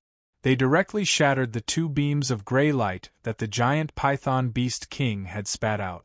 Chaotic air waves spread in all directions and the leaves within a radius of 100 meters rustled and fell immediately after. The 2 purple sharp arrows dragged out a powerful air wave in midair. With the power to pierce through clouds, they attacked the giant python beast king at the speed of light. Bang! A series of bloody mists burst forth. The 2 beams of silent extermination light were like flowing light arrows that traveled back thousands of years and directly penetrated the giant python's huge body. Hiss hiss. The intense pain caused the huge python to sway its body. 2 bloody holes the size of bowls appeared below its head. Its scarlet eyes spewed out a cold and angry red light. It immediately flew up, and like a mad dragon coming out of the sea, it charged towards Chu Hen. The corners of Chu Hen's eyes turned cold, and a cold light flashed in them. A majestic and extremely powerful aura pressed down on him. Chu Hen's body moved and left an afterimage where he had been standing. A flowing light suddenly appeared in the sky, and he flew to the bottom of the giant python's head like a ghost. Whoosh! The limitless Fong, which was surrounded by an active black light, pierced deeply into the giant python's body. Immediately after, Chu Hen held his saber in a reverse grip. Both his hands tightly gripped the hilt of the saber, and he took the opportunity to quickly advance towards the back of the giant python's body. Hiss! The incomparably sharp blade was like a divine weapon that could cut through iron like mud. Chu Hen pushed down along the body of the giant python, and its tight flesh was directly cut open. Scarlet blood burst out wantonly, and a long and deep saber mark extended from the bottom of the giant python's head all the way to its abdomen. Red rain scattered, flesh and blood burst open. The black python's intestines were directly cut open. The shocking scene could be said to be unusually crazy. The intense pain caused the python to writhe its body, uprooting the towering trees around it. In just the blink of an eye, a deep scar that was dozens of meters long appeared on its body. When Chu Hen rushed all the way to the back of the abdomen, his eyes turned cold, and a powerful suction force erupted from his hand. Then, a figure covered in viscous gastric juice was pulled out by Chu Hen. You're finally here. You scared this old beggar to death. Young man, I really didn't misjudge you. Without waiting for Chu Hen to speak, the old beggar was moved to the point of crying bitterly. Looking at the other party's funny appearance, Chu Hen was both amused and surprised. You're really tough, aren't you? You're actually not hurt at all, and you're still so lively. He thought that the old beggar was swallowed by the giant python, and even if he was not dead, he should be in a coma. He did not expect that the other party was almost unharmed. Let's go. Chu Hen moved, brought the old beggar back to the ground, and put him on the ground. Boom! The giant python, whose intestines had been cut open, struggled in pain. After a while, it stopped moving. The old beggar looked at Chu Hen with a strange light in his eyes after easily killing 2 Beast King-level monsters in a row. Hee, young man, do you have water? Help me wash off the gastric juice on my body. F***ck, old man, how can you still laugh at this time? There was a hint of suspicion between Chu Hen's eyebrows. The other party's behavior was too abnormal. If he was an ordinary person, he would have been scared out of his wits. Thinking about it carefully, there seemed to be a lot of things that were not quite right. Who are you? Chu Hen's heart couldn't help but raise some vigilance in his heart. I'm just an ordinary old beggar.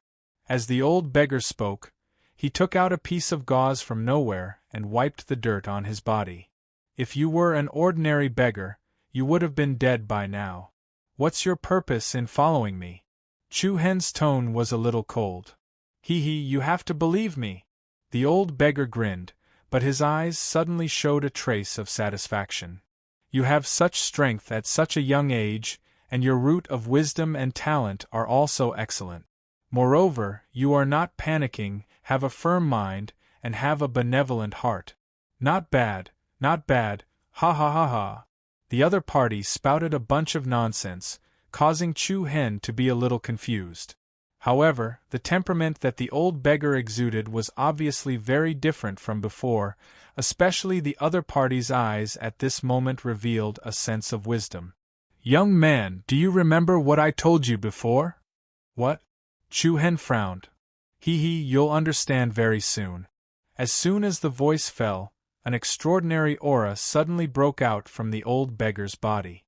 Chu Hen's expression changed, and before he could react, a black shadow flashed in front of him. Chu Hen suddenly felt a pain on the back of his right hand, and then there was a bloody mark. Chu Hen was shocked and angry. He was about to attack, but the old beggar had already retreated a few meters away. Hee, young man, don't be angry. I've noticed you since you were in Song City. This old man has a gift for you. Gift? What the hell is he doing? Then, the space trembled slightly. The old beggar's palm condensed, and an incomparably sharp sword appeared in his hand. This was a green sword that was crystal clear. The beautiful sword body seemed to be made of green gemstones, and it glowed with a bright luster. Like a spring, a halo lingered around the sword body. The brilliance was dazzling, and it emitted a sharp edge that made people's hearts palpitate. The old beggar moved his mind, and the sword floated flat in the air. Then, the old beggar held a ball of light in his left hand, and that ball of light was actually wrapped in a red drop of blood. The old beggar looked at the confused Chu-Hen and smiled slyly. Then, he dripped the drop of blood onto the bright sword. As soon as the two came into contact, a faint green halo spread out to the surroundings. The drop of blood easily fused with the body of the sword, and an extremely restless aura was released. Chu-Hen suddenly had an indescribable feeling that he could actually faintly connect with the power of the treasured sword. Old man, what did you do? Chu-Hen was very annoyed. Young man, I had no choice. I was forced into a corner, so I had no choice but to do this. Be a good person to the end, and help me. After saying that, the old beggar directly pushed the sword towards Chu-Hen. Young man, catch it. Chu-Hen did not know whether to catch it or not. His eyes turned cold, and he casually caught the sword in his hand. When the long sword was in his hand, Chu-Hen actually felt a kind of blood connection with it. The power of joy filled the palm of his hand, and there was a great power that seemed to be able to break through. Also, take this as well. After saying that, the old beggar threw out another item. Chu-Hen subconsciously caught it in his hand. It felt thick and heavy, and when he looked at it carefully, he found that it was a token. The token was black and white, and the two different colors intertwined with each other, looking a little strange. In the center of the token, there were two majestic words engraved. Kuan Lu. Chu-Hen was already full of confusion. Just as he was about to ask, he found that the old beggar who was in front of him just now had disappeared without a trace. Damn! Chu-Hen could not help but blurt out a curse and then shouted, I say, old man, who are you? The proud laughter came from all directions into Chu-Hen's ears. Young man, remember what I said before? I hope you are surrounded by beautiful girls every day, and soon you will know what is going on. You will thank me, this old beggar is gone. Then, the surroundings suddenly became quiet, and Chu-Hen also could not catch the slightest aura. This? Chu-Hen stood in the same place, and it took a long time for him to recover. From the beginning, he did not feel a trace of true essence in the old beggar's body, which could only mean one thing: the old beggar's cultivation was much stronger than his. Who was this person? Chu-Hen became more and more confused. Why did the old beggar give these two things to him? Also, the old beggar said that he had noticed him in Song City. What did he mean? Countless question marks filled Chu-Hen's mind. He looked down at the two items in his hands, a green sword that looked like it was made of gemstones, emitting a heart-palpitating sharpness. The black and white pattern token was engraved with the two words, Kuan Lu, revealing a majestic aura. It was undeniable that this was definitely a rare good sword in the world. But even so, Chu-Hen still felt extremely uneasy. Forget it, let's leave here first. This place was already in the territory of the 10,000 Beasts Ridge. After all, it was not a rational thing to be in a daze here. Then, just as Chu-Hen put the two items into his storage ring and prepared to leave, a wave of hurried wind-breaking power suddenly rushed towards him at high speed. Demonic beast? No, it was a human. Chu-Hen clenched his fists slightly, and the Yuan Dan in his body began to operate. Very quickly, three youthful figures suddenly appeared in front of Chu-Hen one after another. When he saw these three people, Chu-Hen was obviously startled. He had actually seen two of them before. They were the two young girls he met in Song City. One was called Hua Shui, the other was called Ji Shu. The young girl called Hua Shui even saved a 5 or 6-year-old girl, almost angering the strange man who used the iron chain to control the 3 evil creatures. Other than Hua Shui and Ji Shu, there was another beautiful young girl. Nongqi, where is he? Where is he? Ji Shu opened her mouth and asked the beautiful girl. The latter did not speak, but looked at Chu Hen in front of her with a puzzled face. What's wrong? Senior Nongqi, don't you like mature types? Why are you staring at that person? The cute Hua Shui blinked her big eyes and said. The girl called Nongqi frowned slightly, then answered firmly. Chapter 380. The Bai Ran sword is with him. The young woman called Nongqi frowned slightly and stared at Chu Hen with a determined tone. What? On the side, Ji Shu and Hua Shui were both startled.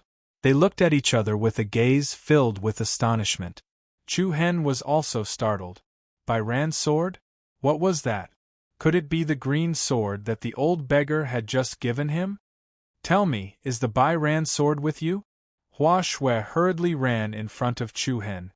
Her bright eyes were filled with a strange look. Chu Hen was alarmed, but his expression did not change as he said, I don't know if the Bai Ran sword you're talking about is the sword I know. What about the Kunliu token? Do you have it? Kunliu token? As soon as these 3 words were spoken, Chu Hen no longer had any doubts in his heart. The old beggar was the person they were looking for. I can sense that the Bai Ran sword is with you. Nongqi's voice was slightly cold, and there was almost no hesitation. If it was under normal circumstances, Chu Hen would most likely choose to ignore it. However, he wanted to know what was going on, so he readily nodded and admitted it. That's right. The green sword and the token with the words Kunliu engraved on it are indeed with me. The 3 women were surprised and doubtful. Where did you get these 2 things? Nongqi continued to ask. A strange old man gave it to me. He was still here a while before you arrived. Chu Hen answered without hesitation. However, after hearing Chu Hen's words, they were even more surprised. The 3 of them looked at each other and revealed an unexpected expression. I didn't expect him to pass these 2 things to you. Then come back to Mount Kunliu with us. As Hua Shui spoke, she firmly grabbed Chu Hen's arm and said with a smile, Senior Sister Ji Shu, grab his other arm. Senior Sister Nongqi, block his back. Don't let him escape again. Wait. Chu Hen hurriedly waved his hand to stop them. Why are you grabbing me? What kind of place is Mount Kunliu? Of course it's to bring you back to take over as the sect leader of our Kunliu gate. Hua Shui raised her eyebrows lightly and smiled innocently. Take over the position of sect leader? Hearing the other party's words, Chu Hen was so shocked that he hurriedly took a few steps back. Are you guys joking? What kind of place is Kunliu School? I've never even heard of it, and it has nothing to do with me. Why would I take over as sect master? I know. But didn't sect leader Gong Yang just pass the position of sect leader to you? So you're naturally our new sect leader. Wait, I'm a little confused. Chu Hen rubbed his slightly dizzy temples. Hua Shui, Nongqi and Ji Shu were also slightly puzzled. They did not expect that Chu Hen was completely unaware of this. Moreover, they did not expect that Sect Master Gong Yang would casually hand the position of Sect Master to a stranger in order to escape their pursuit. Moreover, this stranger was about the same age as them. This was really too irresponsible for the entire Kunliu school. After a while, Chu Hen more or less sorted out the chaotic thoughts in his mind. He looked back at the 3 people in front of him and said, The old monster that you're talking about is the sect leader of Mount Kunliu? He's not an old monster. He's called Gong Yang. He's a very powerful person. If you go to Victory East State, any 3-year-old child would know his name. Don't talk about anything else. Just return to my question, all right? Before Hua Shui could finish, Chu Hen interrupted her. His mind was still a little confused. Hua Shui stuck out her pink tongue and pouted. She said, All right. Then you ask first. Chu Hen let out a sigh of relief and continued, the person you're looking for this time is Gong Yang Yu, the sect leader of Mount Kunliu, right? Yes, yes. You're so smart. Hua Shui smiled. Not far away, Nongqi and Ji Shu were speechless. Why are you looking for him? Can you tell me? Because sect leader Gong Yang hasn't returned to Mount Kunliu for 20 years. Ji Shu took a few steps forward. Her voice was soft and gentle. She looked at Chu Hen and said, Sect leader Gong Yang has always been playful. Even after becoming the sect leader, he couldn't change his playful habits. He only became the sect leader for a few years before sneaking out. I thought he would return soon, but I didn't expect him to leave for 20 years. Ji Shu paused and continued, 2 years ago, the Great Elder sent the 4 of us, Qin, Qi, Shu, and Hua, down the mountain to look for sect leader Gong Yang. After 2 years of searching, we finally found his traces. We followed him for thousands of miles and came to this place. Qin, Qi, Shu, and Hua? Chu Hen was slightly stunned. There were only Qi, Shu, and Hua in front of him. It seemed that Qin hadn't appeared yet.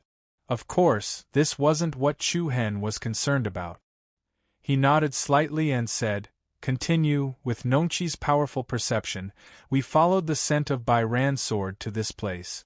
But we didn't expect sect leader Gong Yang to pass the position of sect leader to you in order to get rid of his pursuers.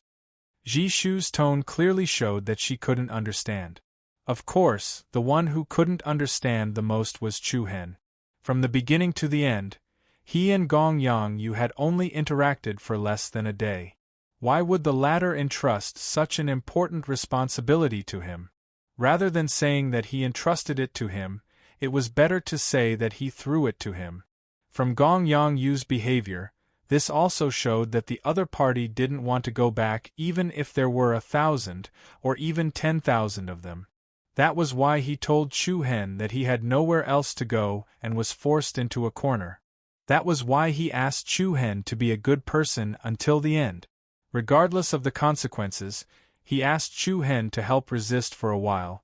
As for the future, if the other party was done playing around and thought things through, he would most likely take back the position of sect leader.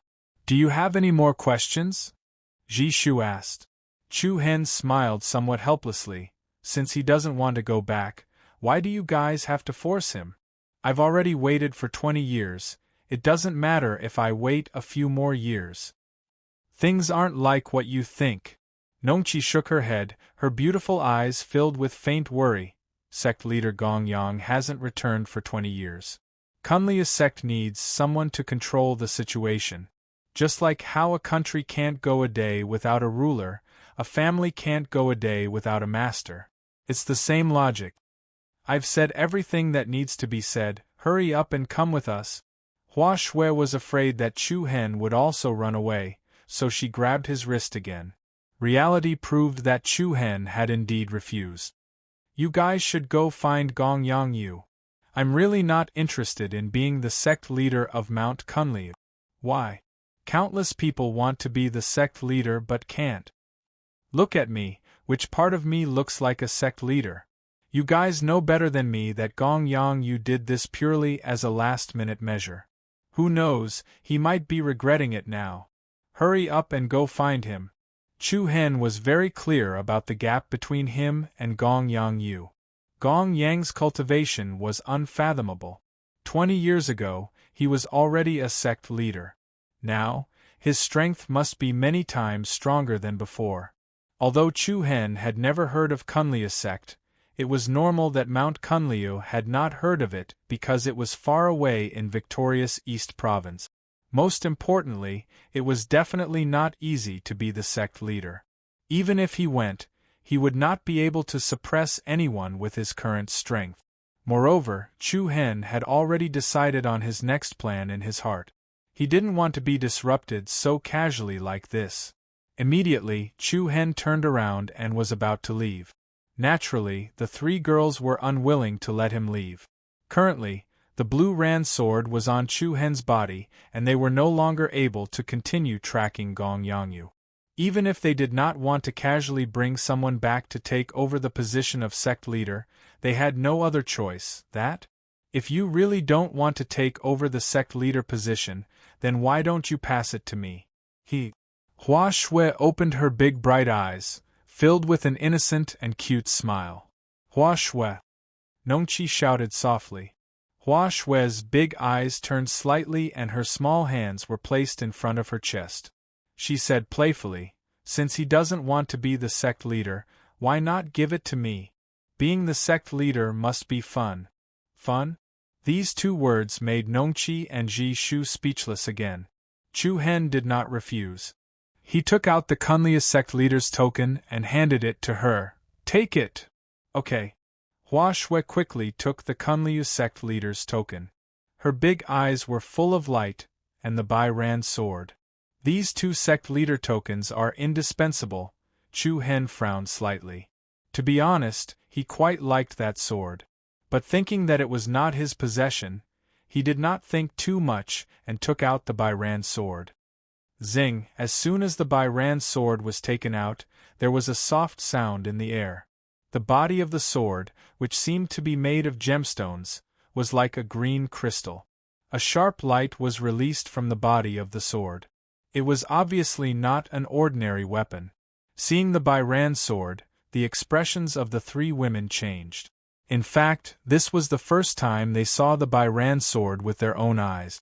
The reason why Nongqi could feel the power of the Bai Ran sword was that she had made other preparations before leaving the mountain. "Wow! This is the legendary Bai Ran sword. It's so beautiful!" Hua Shui's eyes were shining. Although she looked a little greedy, she looked so cute that it was impossible to hate her. "Take it." Chu Hen flipped his hand and pressed the blue Ran sword in front of his opponent. Hua Shui smiled and nodded gratefully. "Then I won't stand on ceremony." As soon as she finished speaking, she reached for the hilt of the Bai Ran sword. However, the moment the other party touched the Bai Ran sword, a strong and restless wave of power suddenly exploded from the body of the sword. A gorgeous green light flashed. "Ah!" A panicked cry was heard. Hua Shui seemed to be struck by lightning and quickly retracted her hand. The few of them were shocked and their faces were filled with astonishment. "Hua Shui, how are you?" Ji Shu went forward and asked. Chapter 381.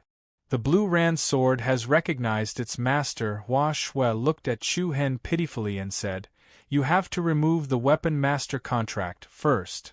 Chu Hen was startled. He knew a little about the so-called weapon master contract. To put it simply, it was a special kind of secret technique. This secret technique used a person's blood essence to fuse with the weapon, establishing some kind of internal connection. In this way, the weapon could only be used by the person who had established the weapon master contract. As for the others, they were either unable to use it or unable to unleash the weapon's strongest power. This was also a restriction set up by some martial arts experts to prevent others from stealing their weapons. This doesn't make sense. Chu Hen frowned. He didn't do such a thing at all. Could it be? Chu Hen was shocked. He glanced at the bloodstain on the back of his hand and suddenly understood that Gong Yangyu had taken a drop of his blood essence and fused it with the Blue Ran sword. No wonder I felt a bloodline connection with the Blue Ran sword at that time. This damned old fellow is really ruthless. Chu Hen immediately felt that he had fallen into the old beggar's trap. This was simply binding him to Mount Kunli. "How can I remove this weapon master contract? Didn't sect master Gong Yangyu teach you?" Ji Shu asked. "That old fellow didn't tell me anything. He just left these two things and ran away." Chu Hen was a little annoyed. If he had known this would happen, he would have let that old fellow die in the python's stomach. However, with Gong Yangyu's cultivation, he wouldn't die. Nongqi, Ji Shu, and Hua Shui looked at each other helplessly. Now, even they couldn't guess Gong Yangyu's real purpose. Originally, He thought that the Kunliu sect master crest and the blue ran sword were placed at Chu Hen's place, most likely to have the effect of passing on the message, allowing these two items to pass through Chu Hen's hands and be brought back to Mount Kunli. Looking at it now, Gong Yongyu most likely really had the intention of making Chu Hen the sect master of Mount Kunliu. There are only two ways to remove the weapon master contract. The first is to remove it according to the previously arranged secret technique. As for the secret technique, only sect master Gong Yongyu knows about it. The second is, Ji Shu paused slightly and opened her red lips. If the weapon master dies, then the contract will be automatically removed. Chu Hen's heart was like 10,000 horses galloping. He had the impulse to grab that old beggar back and violently kick him for 2 hours. This old bastard was truly ruthless enough. Regardless of whether he agreed or not, he still gave him such a big gift. Chu Hen's anger was also ignited. He cursed in his heart and said, "Old bastard, you want to cheat me? I won't let you have your way. Whoever wants to be the sect master Kunliu can be. Anyways, it has nothing to do with me. Not only that, I will accept this blue azure sword. Who asked you to play with me? Who asked you to give me such a big gift?"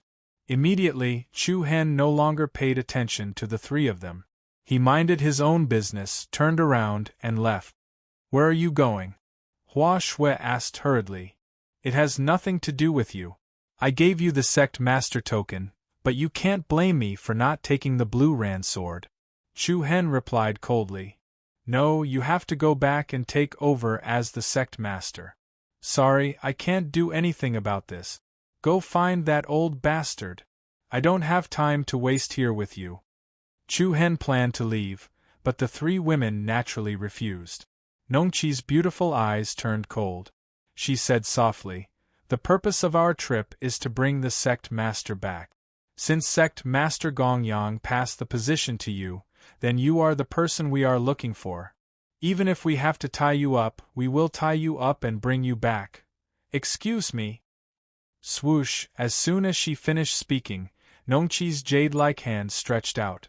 A rope glittering with golden light flew out like a spirit snake.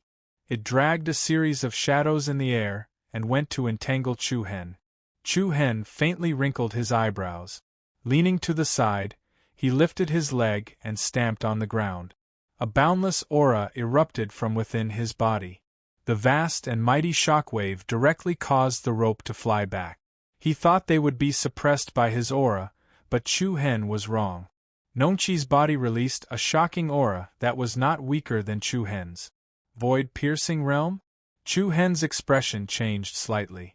This girl's realm was not weaker than his? Buzz buzz, with a twist of Nongqi's wrist, the golden rope was like a soaring dragon, like a dancing snake. Furthermore, it extended endlessly, encircling Chu Hen within, sealing off his path of retreat. "Ji Shu!" Nongqi shouted softly. "I know." Before she finished speaking, a bright white light flashed between Ji Shu's eyebrows. Immediately, a surging Reiki energy spread out from her Naiwen palace. Chu Hen was shocked once again when he felt the shocking intensity of Ji Shu's Reiki energy.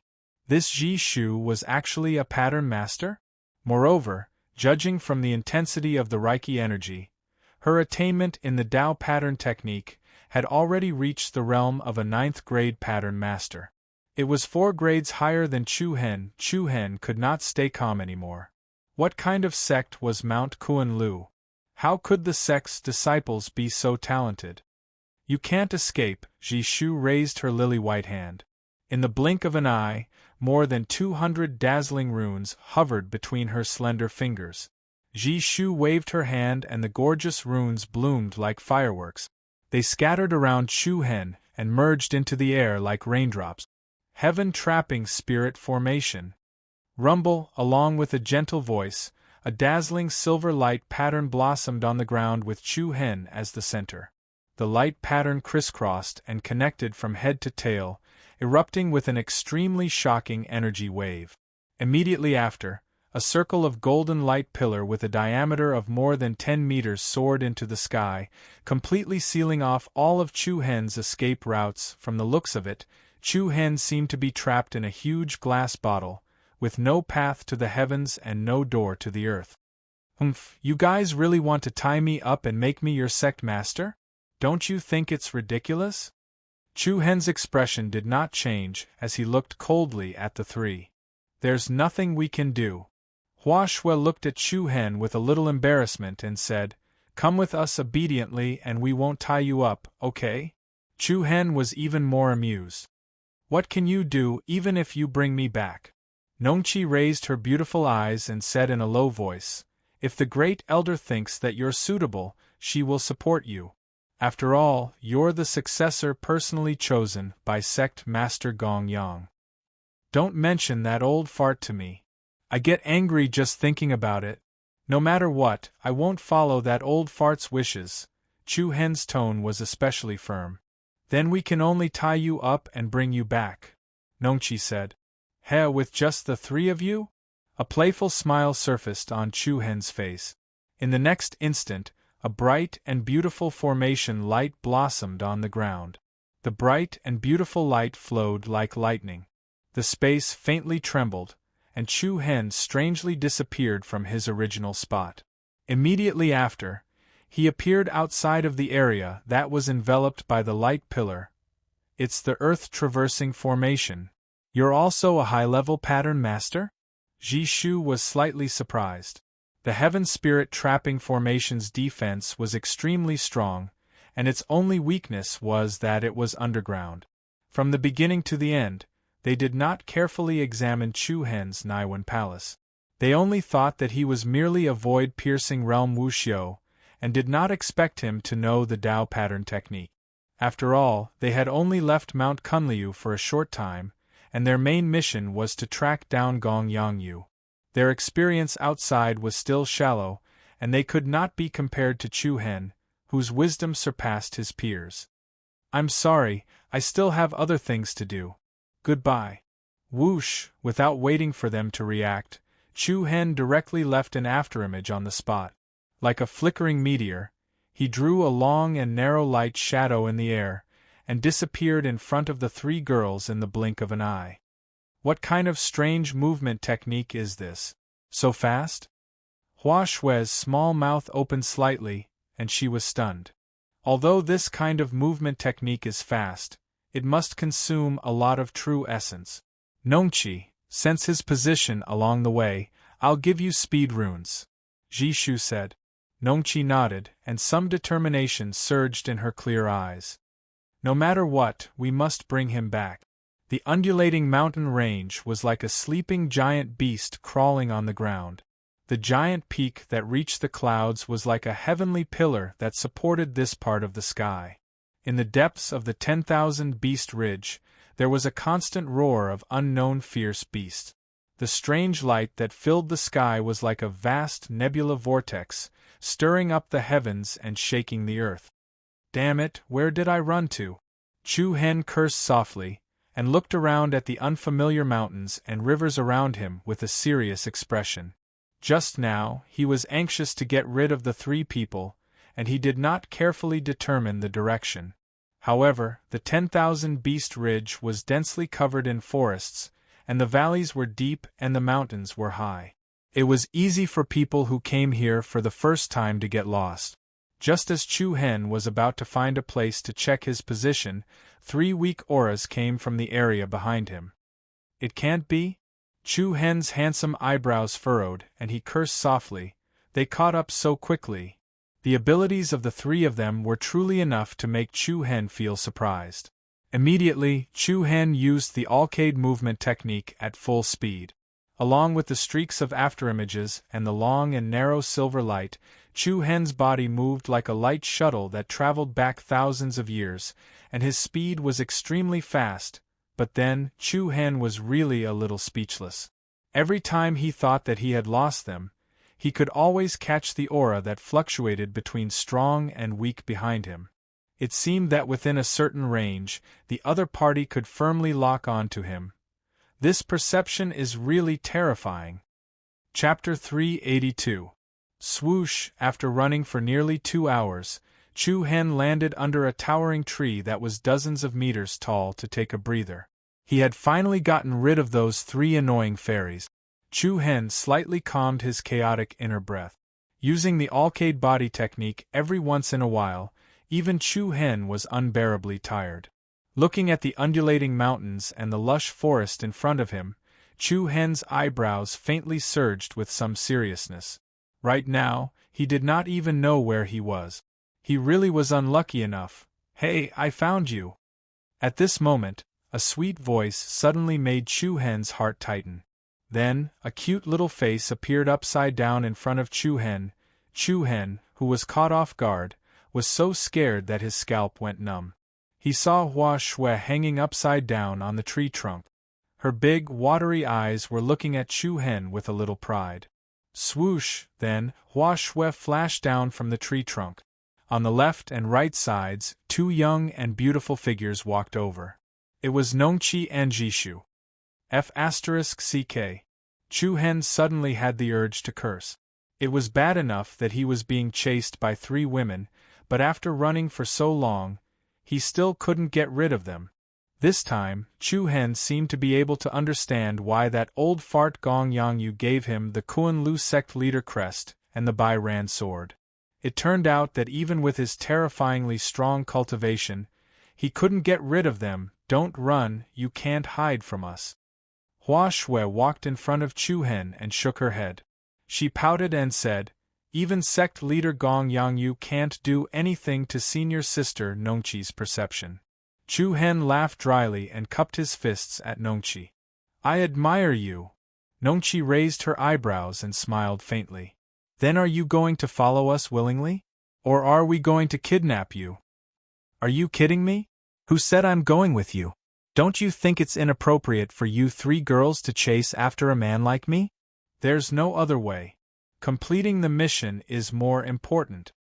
What Chu Hen didn't know was that they were a special team that the higher-ups of the Kunliu sect had specially nurtured.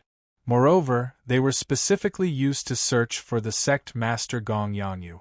Even the latter said that he was being chased to a dead end, let alone Chu Hen. All right. I compromised. Chu Hen, who had calmed down, already knew that they were not ordinary. However, they had no ill intentions towards him, and Chu Hen did not want to use force like he did with his enemies. What's more, Nongqi was not weaker than him in the void-piercing realm, and Jishu was a 9th-rank high-level inscription master. As for Hua Shui, she had not shown her ability yet, but her strength was definitely not too bad. No matter how one looked at it, it was Chu Hen who was at a disadvantage. Therefore, fighting head-on was out of the question. He could only try to outsmart them. "You agree to be the leader?" Hua Shui said with surprise. "That's right." Chu Hen nodded without hesitation. The 3 girls were stunned. In the blink of an eye, the other party actually compromised? This was a little hard to accept. However, a naughty smile appeared on Chu Hen's face. "Since that old bastard gave me the Kunliu token and Bai Ran sword, then I am now your leader, right?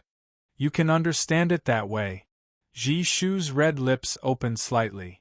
"All right, from now on, none of you are allowed to mention returning to Mount Kunliu." "Why?" Hua Shui shouted in confusion. "Because I am the leader. Do you want to disobey the leader's orders?" They finally understood that they had fallen into Chu Hen's trap and accidentally allowed him to take advantage of the leader's loophole. No, our mission is to bring the leader back?" Hua Shui said while shaking her head. "What? Isn't the leader of Mount Kunliu the one who calls the shots?" Chu Hen asked back. "Then we will only listen to you after we bring you back to take over the position of leader." "But didn't you just say that I am already the leader?" "Me?" These few words made Hua Shui dizzy. She played with her fingers and tried to sort out her original thoughts. Nongqi and Ji Shu looked at each other. The former said, "What will make you willing to return to Mount Kunliu with us?" Victorious East State is too far from the 100 Kingdoms State. It is inconvenient to travel between the two. I need to settle the matters here first before thinking about this. Otherwise, even if you capture me back, I will become the second Gong Yangyu and run away in a few days. If you find it troublesome, I won't be happy either, am I right? What else do you need to do? We can help you. With just the few of you, you won't be able to help me. Furthermore, I must personally complete this matter. Chu Hen's eyes faintly revealed a cold glint. The murderous look in his eyes made Hua Shui jump in fright. She unconsciously shrunk her head and took a few steps back. Nongqi frowned slightly and asked again, "Then when can you complete this?" "I don't know. Maybe during this period of time, Gong Yangyu will suddenly ask me for the Kunliu token and buy Ransword." Chu Hen let out a deep breath and turned his back to them. He slowly walked to a hill in front of him and stopped. His firm back exuded a faint coldness and sharpness. The surrounding atmosphere seemed to have become a little strange. Nongqi and the others exchanged a simple look and nodded. Ji Shu said softly, "All right then. We will wait for you to complete the matters here before returning to Mount Kunliu. However, during this period of time we will follow you." "Follow me for what? With your perception, are you afraid that I will run away?" "Of course, who knows what tricks you will play." Hua Shui waved her little fist and said, "Then do as you wish." Chu Hen did not continue to haggle with them. However, his eyelids lifted, and with a strange faint smile, he said, "However, right now, I am your sect leader. What should I call you all to do? What do you want to do?" In just a short while, the situation between the two sides had made a 180-degree turn for Chu Hen. Now it seemed that the title of leader was still useful. "Let's see how it goes." Nongqi thought for a moment and replied, "If it is not something too excessive, we can listen to your arrangements." Chu Hen smiled and did not say anything else. However, at this time, Chu Hen's heart was still secretly rejoicing.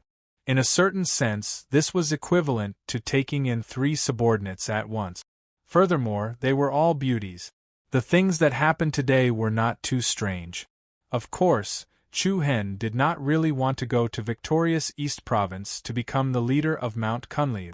Doing this now was nothing more than a delaying tactic. If there was a chance to get rid of them, he would leave without hesitation. After all, it was not a good thing for a pie to fall from the sky.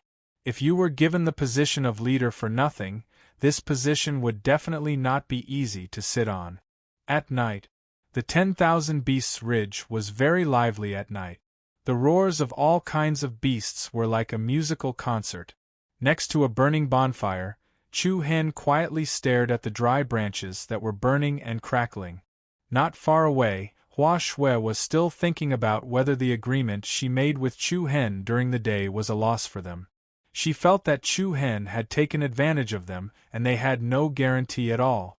However, since they had already made a promise, it was not good to go back on it now. However, Hua Shui did not seem to be unhappy at all. On the contrary, she was quite happy. This way, she could play outside for a while longer before going back. The more she thought about it, the happier Hua Shui was. In the end, she was even laughing secretly. At this moment, Nongqi, who had been sitting on the ground, slowly opened her eyes and the aura she emitted was quickly withdrawn. "How is it? Nongqi, can you sense the position of the Guqin?" Ji Shu walked over and asked. Nongqi shook her head and a faint disappointment appeared between her eyebrows. "No, my senses are much weaker. You must have overused your energy these days. Have a good rest tonight and try again tomorrow." "All right." Nongqi nodded. She was indeed too tired. From Gong Yangyu to Chu Hen, her mind had been in a tense state for the past few days. It was rare for her to take a breather now. In a state of exhaustion, her senses would also be greatly reduced. Then, Nongqi leaned against a rock behind her and closed her eyes to rest. Ji Shu glanced at Chu Hen, who was not far away, and quietly sat down next to Nongqi. Hua Shui, on the other hand, stealthily arrived next to Chu Hen and stared at him with her large eyes. "Who are you trying to scare in the middle of the night?" Chu Hen replied lazily. "I want to watch you." Now that Senior Nongqi is so weak, I can't let you run away. Hee hee. Chu Hen was annoyed and amused at the same time. She was so innocent that it was kind of cute. She said everything that was on her mind. Where did the other person go? Senior Sister Fuqin? Yeah. I don't know. 2 days ago we met a few bad guys on the road. It was at that time that Senior Sister Nongqi sensed the aura of Bai Ran's sword. So Senior Sister Fuqin let the three of us chase after sect leader Gong Yangyu while she dealt with those bad guys. Chu Hen frowned slightly. It seemed that the four of them had suffered a lot on the way to find Gong Yangyu. However, Chu Hen would not go to Mount Kuan-Lu with them because of this. After all, he did not owe them anything, nor did he owe Gong Yangyu anything. Sigh. Hua Shui sighed softly and held her chin with her hand. She said to herself, Senior Sister Fuqin has the highest cultivation among us. She should be fine. The speaker had no intention, but the listener had a heart. Chu Hen's eyes flashed with curiosity. He said, What abilities do the four of you have? Abilities? Senior Sister Fuqin is the strongest. She has almost reached the second rank of the void-piercing realm. She is mainly responsible for protecting us. Senior Sister Nongqi also has the strength of the first rank of the void-piercing realm. However, she belongs to the perception type Wu Xiu and is good at tracking. Senior Sister Jishu is a standard gentle beauty. She knows everything in the world and is proficient in all kinds of strange formations. Your formation skills are nothing in front of Senior Sister Jishu. Chu Hen smiled and touched his nose. He said, At least I escaped from her formation today. That was because we were careless, okay? Hua Shui rolled her eyes. What about you? What is your ability? Chapter 383. I'm an alchemist, in charge of medical treatment. Hua Shui shook her head and answered casually. Alchemist? Chu Hen was slightly startled and asked, You're also an inscriptionist? Of course. Hua Shui extended her 10 beautiful fingers and bent her left thumb. She said proudly, I'm also a 9th grade advanced inscriptionist. Then why can't I sense the Reiki energy fluctuations on your body? The same goes for Jishu and Nongqi. Hee, are you stupid? Because we have something to hide our aura. Hua Shui smiled innocently, like a child showing off her toys or delicious food to her companions. She continued, The Great Elder said that there are many bad people out there. It's better for us to be on our guard. Chu Hen couldn't help but find it funny. This girl's naivety was comparable to Yi Yao. However, Chu Hen was secretly fearful in his heart. The four of them were truly not ordinary. Nongqi had a strong sense of perception and was good at tracking. Jishu was proficient in all kinds of arrays and could provide strong support to the team. Hua Shui was even more so. She was an alchemist and had the responsibility of medical treatment. As for Fuqin, who hadn't shown up yet, he was the strongest and had the cultivation of the second rank of the void-piercing realm. Such a combination could almost be said to be flawless. All aspects were taken into account.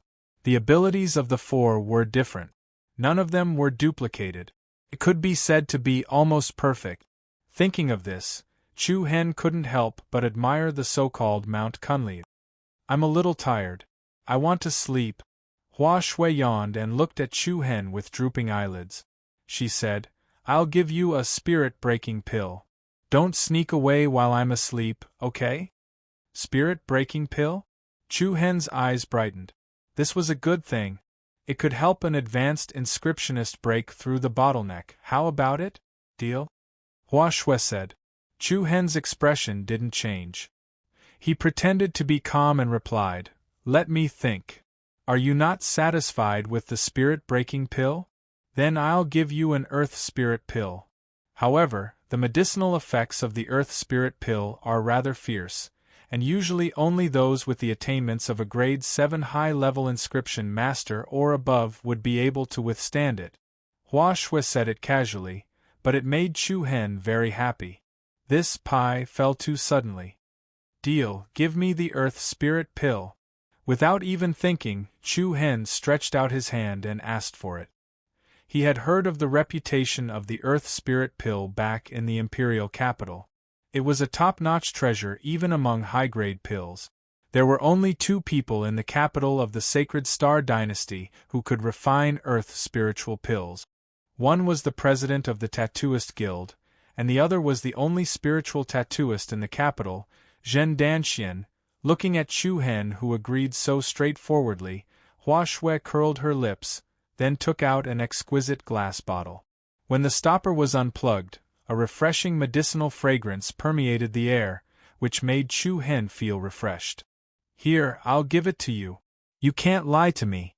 I've spent a lot of time and medicinal ingredients, but I've only managed to refine a total of 5 Earth spiritual pills. Senior Sister Ji Shu and I ate one each, and I'll give you another one. As Hua Shui spoke, she tilted the small bottle and poured a perfectly round white pill into Chu Hen's palm. The pill was slightly cool in his hand, and a light golden light lingered around it like a gossamer. Chu Hen was both surprised and amused. He didn't expect that he could cheat an expensive Earth spiritual pill so easily. Thank you so much. You're welcome. Hua Shui stuck out her tongue mischievously and then said, Then I'll sleep for a while. Don't run away. Got it. Immediately, Hua Shui took out a mattress and a pillow from her storage bracelet, spread them on the ground, and then lay down with the pillow in her arms. After a while, faint snoring sounds could be heard. Chu Hen looked at the other party strangely. The other party was really going to sleep just like that. Hua Shui was asleep, and Nongqi was also resting. However, Ji Shu was still keeping watch. Chu Hen raised his eyebrows slightly, but he didn't have any intention of escaping. He looked at the Earth spiritual pill in his hand, thought for a moment, and then directly threw the pill into his mouth. Rumble, as soon as the pill entered his stomach, a huge amount of energy immediately spread throughout his body. Chu Hen's body trembled slightly, thinking that this Earth spiritual pill was indeed overbearing.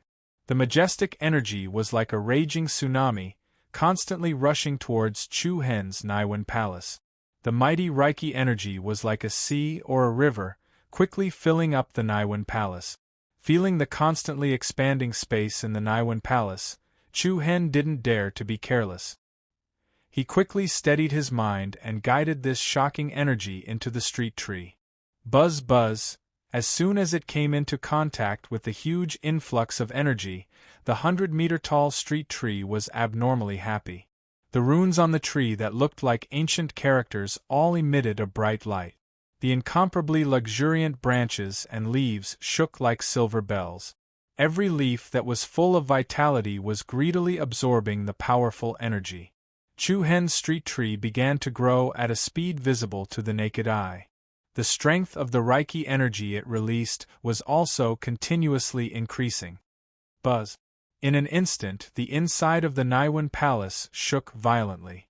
Chu Hen's street tree directly grew to a height of 170 to 180 meters. Under the powerful medicinal power of the Earth spiritual pill, it instantly broke through the bottleneck of a 5th-grade advanced rune master and easily entered the 6th-grade level. However, this was only a small portion of the energy. The situation where Chu Hen couldn't bear it, as Hua Shui had mentioned, did not appear. Not only did the street tree not behave strangely, it even continued to absorb this shocking energy. This situation was within Chu Hen's expectations. After all, his street tree grew from the nourishment of the tranquil spirit spring. Moreover, it didn't just absorb a little bit of the tranquil spirit spring. The foundation of the street tree was far from what an ordinary rune master could compare to. The energy that others couldn't bear was not difficult for Chu Hen at all. The next day, it was a peaceful night. In the middle of the night, the bonfire attracted a few waves of attacks from monsters. However, they were all blocked by the spiritual formation that Ji Shu had set up. Wow! I haven't slept so comfortably in a long time. Hua Shui rubbed her big sleepy eyes and stretched her body in satisfaction. However, she immediately received a strange look from Ji Shu and Nongqi. "Why are you looking at me? Did he run away?" Hua Shui hurriedly looked to the other side. Seeing that Chu Hen was still sitting obediently on the spot, she couldn't help but sigh in relief. "Luckily, he's trustworthy. I didn't waste an earth spirit pill." "Wait, an earth spirit pill?" Hua Shui's heart skipped a beat. Her little mouth opened slightly. "No way. That fearless guy ate the earth spirit pill in such a hurry?" Nongqi and Ji Shu both had a confused expression on their faces as they felt the restless aura of spiritual energy from Chu Hen's body. "Did you really give him the earth spirit pill?" Ji Shu asked softly. His tone was filled with slight anxiety. Hua Shui nodded pitifully, "But I didn't expect him to eat the earth spirit pill so quickly. I've already told him that only a 7th grade advanced inscriptionist and above can resist the medicinal effects. Compared to the spirit breakthrough pill, the earth spirit pill contained more than 10 times the energy of the former. One spirit breakthrough pill was enough for Chu Hen to break through from a 5th rank advanced rune master to a 6th rank advanced rune master. One could imagine how powerful the medicinal power of the earth spirit pill was. What nonsense. You'll kill him like this? Nongqi frowned slightly and looked at Hua Shui reproachfully. Hua Shui's face was full of grievance. Her good intentions had caused trouble. Ji Shu's beautiful eyes narrowed. Her red lips opened slightly and she said, "Don't blame Hua Shui for now. Things aren't as bad as you think. If there was a problem, he would have been in trouble a long time ago. I don't know what method he used to resist the power of the earth spirit pill." Hearing Ji Shu's words, Nongqi and Hua Shui carefully observed Chu Hen for a while. The two women were surprised to find that the Reiki energy in Chu Hen's body was gradually calming down. There was no sign of it becoming more and more unstable. In the blink of an eye, 3 days had passed. The moment Chu Hen woke up from his cultivation state, a strong and vigorous aura was released from his body. A strong wind swept away the dead leaves around him. A circle of beautiful Reiki energy waves circled around Chu Hen's body like a spiritual snake. Then, it turned into an illusory light beam and entered between his eyebrows. The commotion quickly attracted Nongqi and the others. Hua Shui was the first to run over. You've broken through to a 7th rank advanced rune master? You're really fine." Nongqi and Ji Shu were also confused. Chu Hen's aura was restrained. He lifted his eyelids and looked at Hua Shui with a hint of gratitude in his bright eyes. "Thank you for your earth spirit pill." "Wait." Hua Shui quickly stopped him. "Why are you fine? Logically speaking, one earth spirit pill should be enough to kill your street tree." Chu Hen smiled and said, "My street tree has a stronger endurance." "Why?" "The tranquil spirit fountain." Chu Hen paused for a while and told them where the secret was. However, Hua Shui and the others were not too shocked. Instead, they looked like they had a sudden realization. I see. After all, they came from a sect.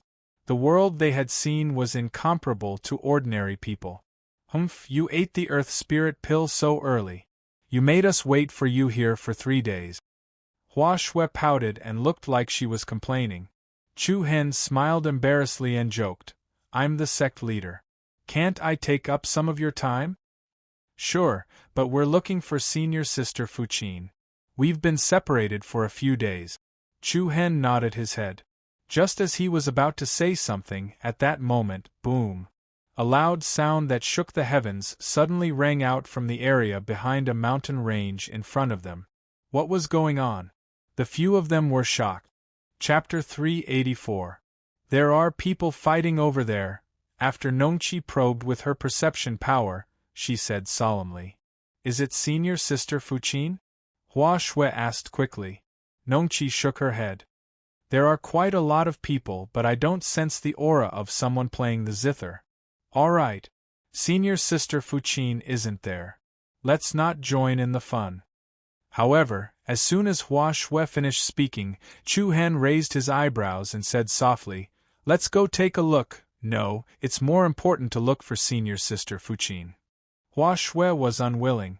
Chu Hen smiled and said, I don't like to join in the fun either. However, the 10,000 Beasts Ridge has been haunted by demonic beasts these few days. This is the first time humans are fighting here. If your senior sister Fuqin is nearby, she'll most likely be attracted by the battle over there. After all, she doesn't have your powerful perception. It's hard to guarantee that she won't think that you guys are fighting with someone. You're right. Ji Shu was the first to agree with Chu Hen's point of view. Nongqi and Hua Shui nodded one after another. What Ji Shu said made sense. The four of them said no more and quickly headed towards the area where the battle was coming from. Soon, Chu Hen and the three ladies flew to the peak of a relatively ordinary mountain. On this inconspicuous mountain range, they could effectively hide their figures. Everything that happened in front of them appeared in their line of sight. Boom! Bang! The shock waves produced by the collision of all kinds of shocking forces burst out wantonly. The sky lost its color and a dark light rose. In front of them, two precipitous mountain walls split in the middle, resembling a giant bird's beak that was open towards the sky. Below them was a bottomless precipice. The cold wind rustled, and the cold current was bone-chilling. In the sky above the precipice, an incomparably intense battle was unfolding. More than 20 masked men in black held sharp weapons in their hand.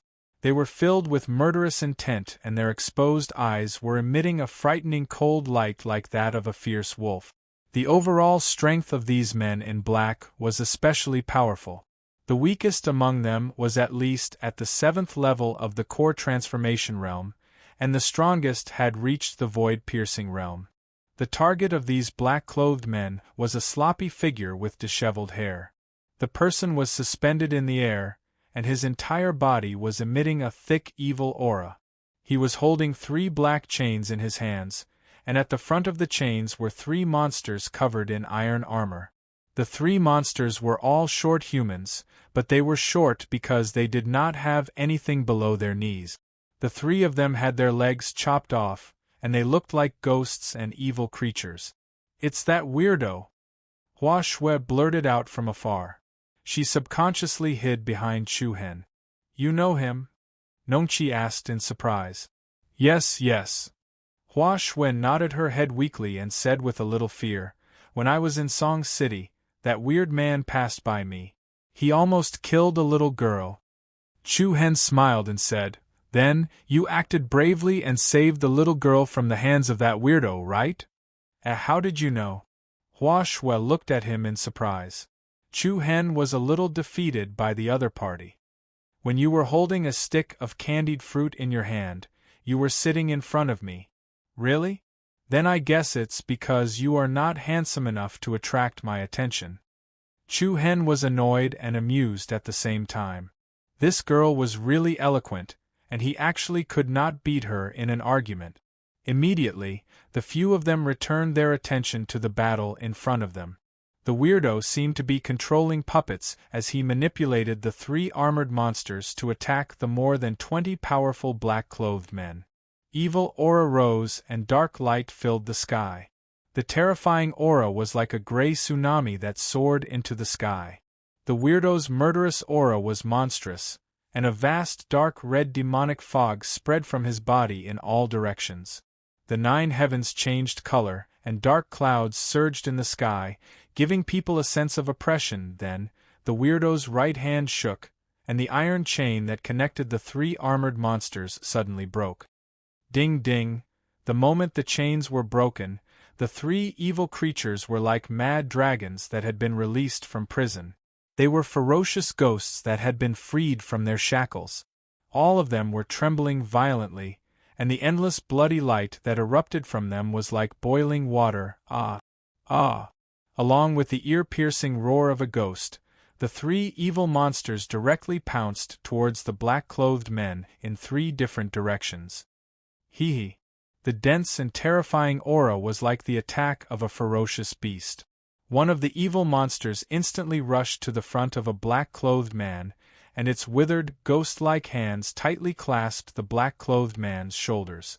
The latter turned pale with fright, and his eyes were filled with fear. Not waiting for the black-clothed man to break free, the evil monster opened its big mouth at an extremely fast speed, and ruthlessly bit the black-clothed man's throat. Hiss, red rain splashed, and in an instant, the black-clothed man's throat suddenly bled. The evil monster raised its head, and with a ferocious face, it bit a piece of flesh in its mouth, and it was as fierce as the evil beast. Accompanied by a mournful scream, the black-clothed man's body was drenched in blood, and he powerlessly fell from the sky, heavily smashing into the cliff. He struggled a few times on the spot, but he no longer moved. Another evil monster was even more ferocious. Its palm, which was surrounded by a bloody light, was like a bayonet, embedded into the chest of a black-clothed man, and with a fierce slash, it forcibly cut open the man's stomach. The methods of the three evil monsters were extremely cruel. They even dug out the enemy's heart and crushed it to pieces, and even more directly, they tore the enemy's head off, and scarlet blood rained down from the sky. The three legless evil monsters were like killing machines, and they constantly reaped the lives of their enemies. Meanwhile, the strange man was even more arrogant, like a peerless demon. The airflow within a radius of a few thousand meters became abnormally chaotic. The chilly wind was like a bone-piercing knife, and when it brushed against one's body, there was a bone-chilling coldness. The three black iron chains in the strange man's hands were like the iron chains that crossed the river, and also like the tentacles of an octopus. They continuously traversed through the air, splitting the wind and splitting the air, and set off an especially fierce killing power, ruthlessly flinging on the bodies of the black-clothed men. Boom! Bang! The extremely destructive power was unstoppable, and all the black-clothed men who were hit by the iron chains died without exception. Their bones were shattered, and their internal organs were ruptured. Those who died in a relatively good way, most of them exploded into clouds of blood mist on the spot. The scene before them had already caused the expressions of Chu Hen and the others, who were hiding in the dark, to change. "This is too scary. This person is simply a demon." Hua Shui pinched Chu Hen's sleeve with one hand, and tightly grabbed Ji Shu's wrist with the other. Now that she thought about it, she was still lucky when she was in Song City. Playing chess, Ji Shu's pretty face also turned slightly pale. The former said, "We shouldn't stay here for long, it's better for us to leave as soon as possible." The corner of Chu Hen's eyes slightly narrowed, and he immediately nodded. Rumble, suddenly, at this moment, an extremely strong aura rose and exploded from the battle area. A black-clothed man holding a broadaxe set off a shocking majestic aura. True inner energy, like an erupting volcano, rushed from all directions into the dark sky. Looking from afar, it was like a curtain of water in the sky. Then, an endless amount of true inner energy quickly merged and gathered. When he raised the broadaxe in his hand, a shocking shadow of the axe that was nearly 100 feet wide appeared in the sky. "You damned demon dweller, die for me!" Rumble, the power of the rolling wind and thunder lingered in the ears. Waves of vigorous air trembled, one after another, and surged towards the strange demon. Along with the vast pressure that came pouring down, the broadaxe in the black-clothed man's hand chopped down fiercely. Under the shocking axe shadow, it was said to be able to split Mount Hua. This axe strike contained an extremely destructive power, and it had an aura that could even split the heavens apart. Beautiful! Hua Shui, who was preparing to leave, had her eyes brighten. At this moment, she had already defined the demon as a bad person. She was quite happy to see the bad person being killed. However, Chu Hen shook his head slightly, and a faint trace of seriousness appeared between his brows. Buzz, the huge shadow of the axe whistled, and it exploded with a murderous aura that filled the sky. However, at this moment, the monstrous blood light that burst out of the demon's body became even more vast. The three legless, iron-armored evil creatures all howled at the sky. Their voices were like ghosts, and it spread in all directions, causing tens of thousands of beasts to mourn. Wah! In the next moment, a sharp blood-red demon claw stretched out from the endless bloodlight, and it rolled up an earth-shattering demonic fog to meet the shadow of the axe. Boom! At the moment when the two met, the chaotic heaven and earth trembled violently. The huge blood-red demon claw was like an Asura's ghost hand that came from hell, and it firmly grasped the domineering shadow of the axe in its palm. Accompanied by a deafening noise, the vast remaining power spread out, and many of the surrounding mountain ranges were shaken to the ground in an instant. Then, with a violent bang, the shocking axe shadow was shattered into golden light rays that filled the sky. It was as if a firework rain had bloomed between the heaven and earth, and even the mountains were shaking. Oh my God! Hua Shui was so shocked that her small mouth opened, and she was still frightened. Chu Hen, Nongqi, and Jishu were also extremely shocked. The black-clothed man with the broad axe was definitely an expert of the void-piercing realm. However, his attack with all his strength did not even touch the clothes of the strange demon. This was really shocking. After easily destroying the opponent's terrifying attack, the strange demon's body trembled slightly, and he looked at the black-clothed man with the huge axe in front of him. Where are the beasts? The deep voice was unusually hoarse, and every word seemed to be filled with thick hatred and resentment. The black-clothed man did not answer even half a word. He raised the broadaxe in his hand, and was about to launch an even more violent attack. Not speaking, the strange demon's hoarse voice was even more cruel and ruthless. Chapter 385. If you don't say, then die. A few cold and ruthless words came out of the demonic man's mouth, like the roar of a ferocious beast, exuding endless hatred and cruelty. Rumble, the next moment, the hell demon claw that smashed the sky-cleaving axe shadow set off a thick blood-colored demonic fog, rolling all the way forward, rolling up an endless destructive aura to attack the black-robed man holding the axe. The monstrous demonic flame covered the sky, and its momentum was like a mountain and a river. Wherever it went, the space shook incessantly. The black-robed man was shocked, and a great panic emerged in his eyes. Without saying a word, he turned around and was about to leave. But before he had time to turn around, the huge demonic claw directly caught him in the palm. The terrifying power of death swept from all directions, and only a muffled bang sound was heard. The black-robed man's body suddenly burst into a cloud of blood mist, and he did not even have time to scream. Wow! Jia Jia! The three legless evil creatures all roared at the sky, and the gusts of chilly wind became more and more bone-chilling. The other black-robed men were all extremely frightened. How could they dare to continue fighting? They quickly turned around and left. Hey, you beasts, where are you going? All of you go to hell for me! The demonic man let out an earth-shaking roar, and the terrible evil aura was like a huge mushroom cloud soaring into the sky. The space within a radius of thousands of meters was faintly trembling. The demonic man crossed his arms, which were wrapped in iron chains, and immediately pushed outwards. A circle of condensed blood-red halo, with him as the center, spread out in all directions. The blood-red halo spread extremely fast, like the light patterns produced after the detonation of a star, sweeping in all directions. The remaining black-robed men were caught up in an instant, and the blood-red halo, which contained an unstoppable destructive power, hit them hard. Bang, bang, bang, a series of muffled explosions, and in the short and rapid screams, the black-robed men were all blasted into scarlet blood mist. Most of the sky seemed to be dyed red, and the murderous aura swept in all directions. Chu Hen, Nongqi and the others who had yet to leave were all shocked. Crushing a master of the void-piercing realm with one move, what kind of terrifying strength was this? Let's go, let's go. Don't let that devil find us. Hua Shui hurriedly dragged Chu Hen and the others away. However, just as they turned around, something unexpected happened again.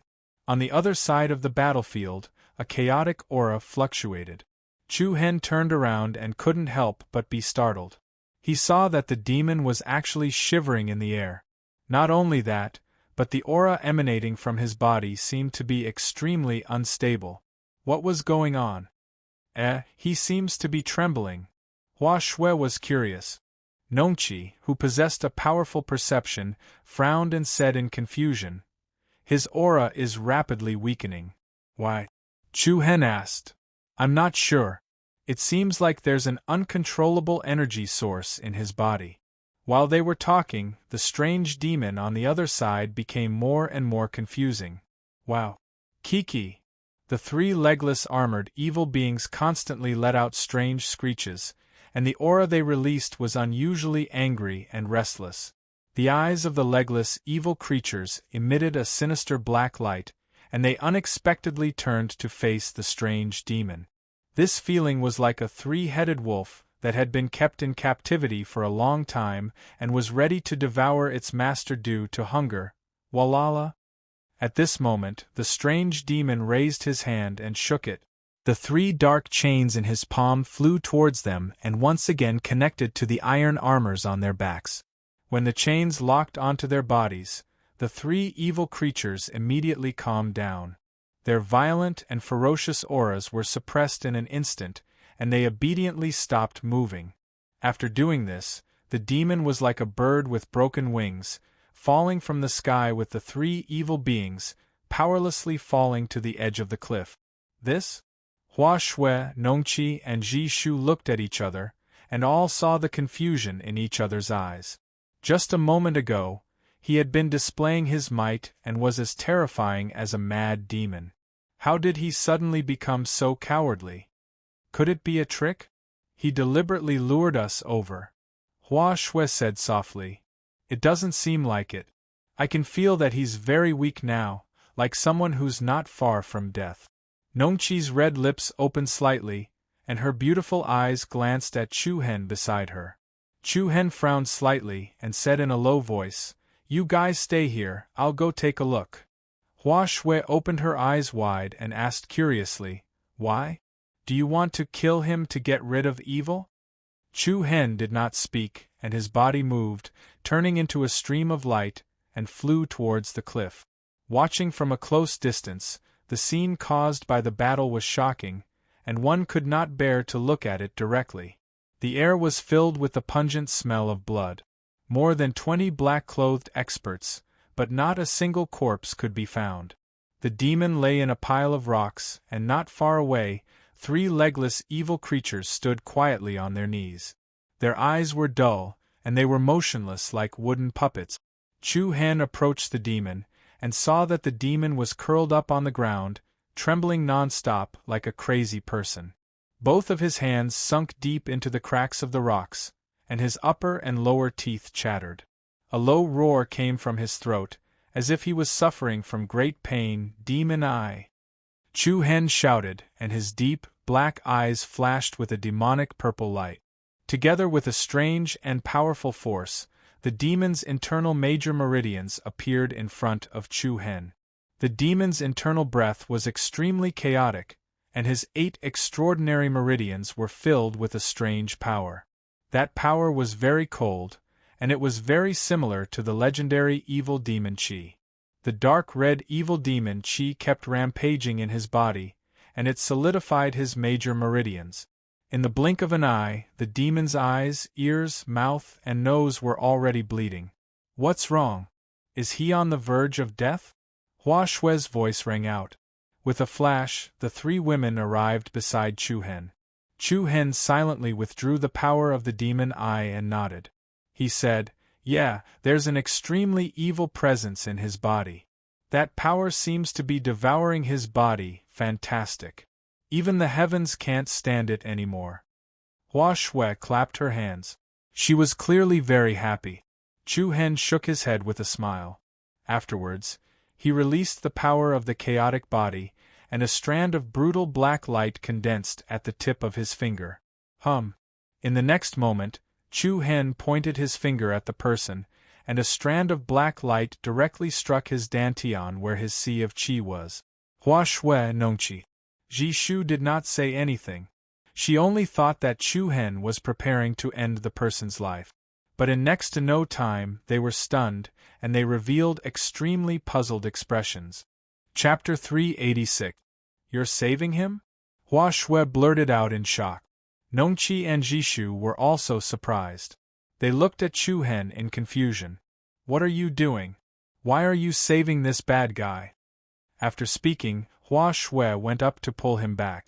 Chu Hen shook his head and said with a rather serious tone, although I can't be sure if he's a good person or not, I feel that he's definitely not a bad person. You. The three girls looked at each other and were even more confused. You're still saying he's not a bad guy. Look at the people he killed. All of them died a horrible death. Even if you don't want to get rid of the evil for the people, you can't help the wicked. Chu Hen did not say anything. He continued to do what he wanted. He constantly infused the true yuan that was fused with the bloodline power of the chaotic body into the body of the strange demon. The latter's body kept trembling like a madman convulsing. When Chu Hen's true yuan came into contact with the evil energy in the other's body, he felt as if he had come into contact with bone-chilling ice. It was abnormally cold. What a domineering, evil energy! Chu Hen slightly frowned. No wonder this person was in so much pain.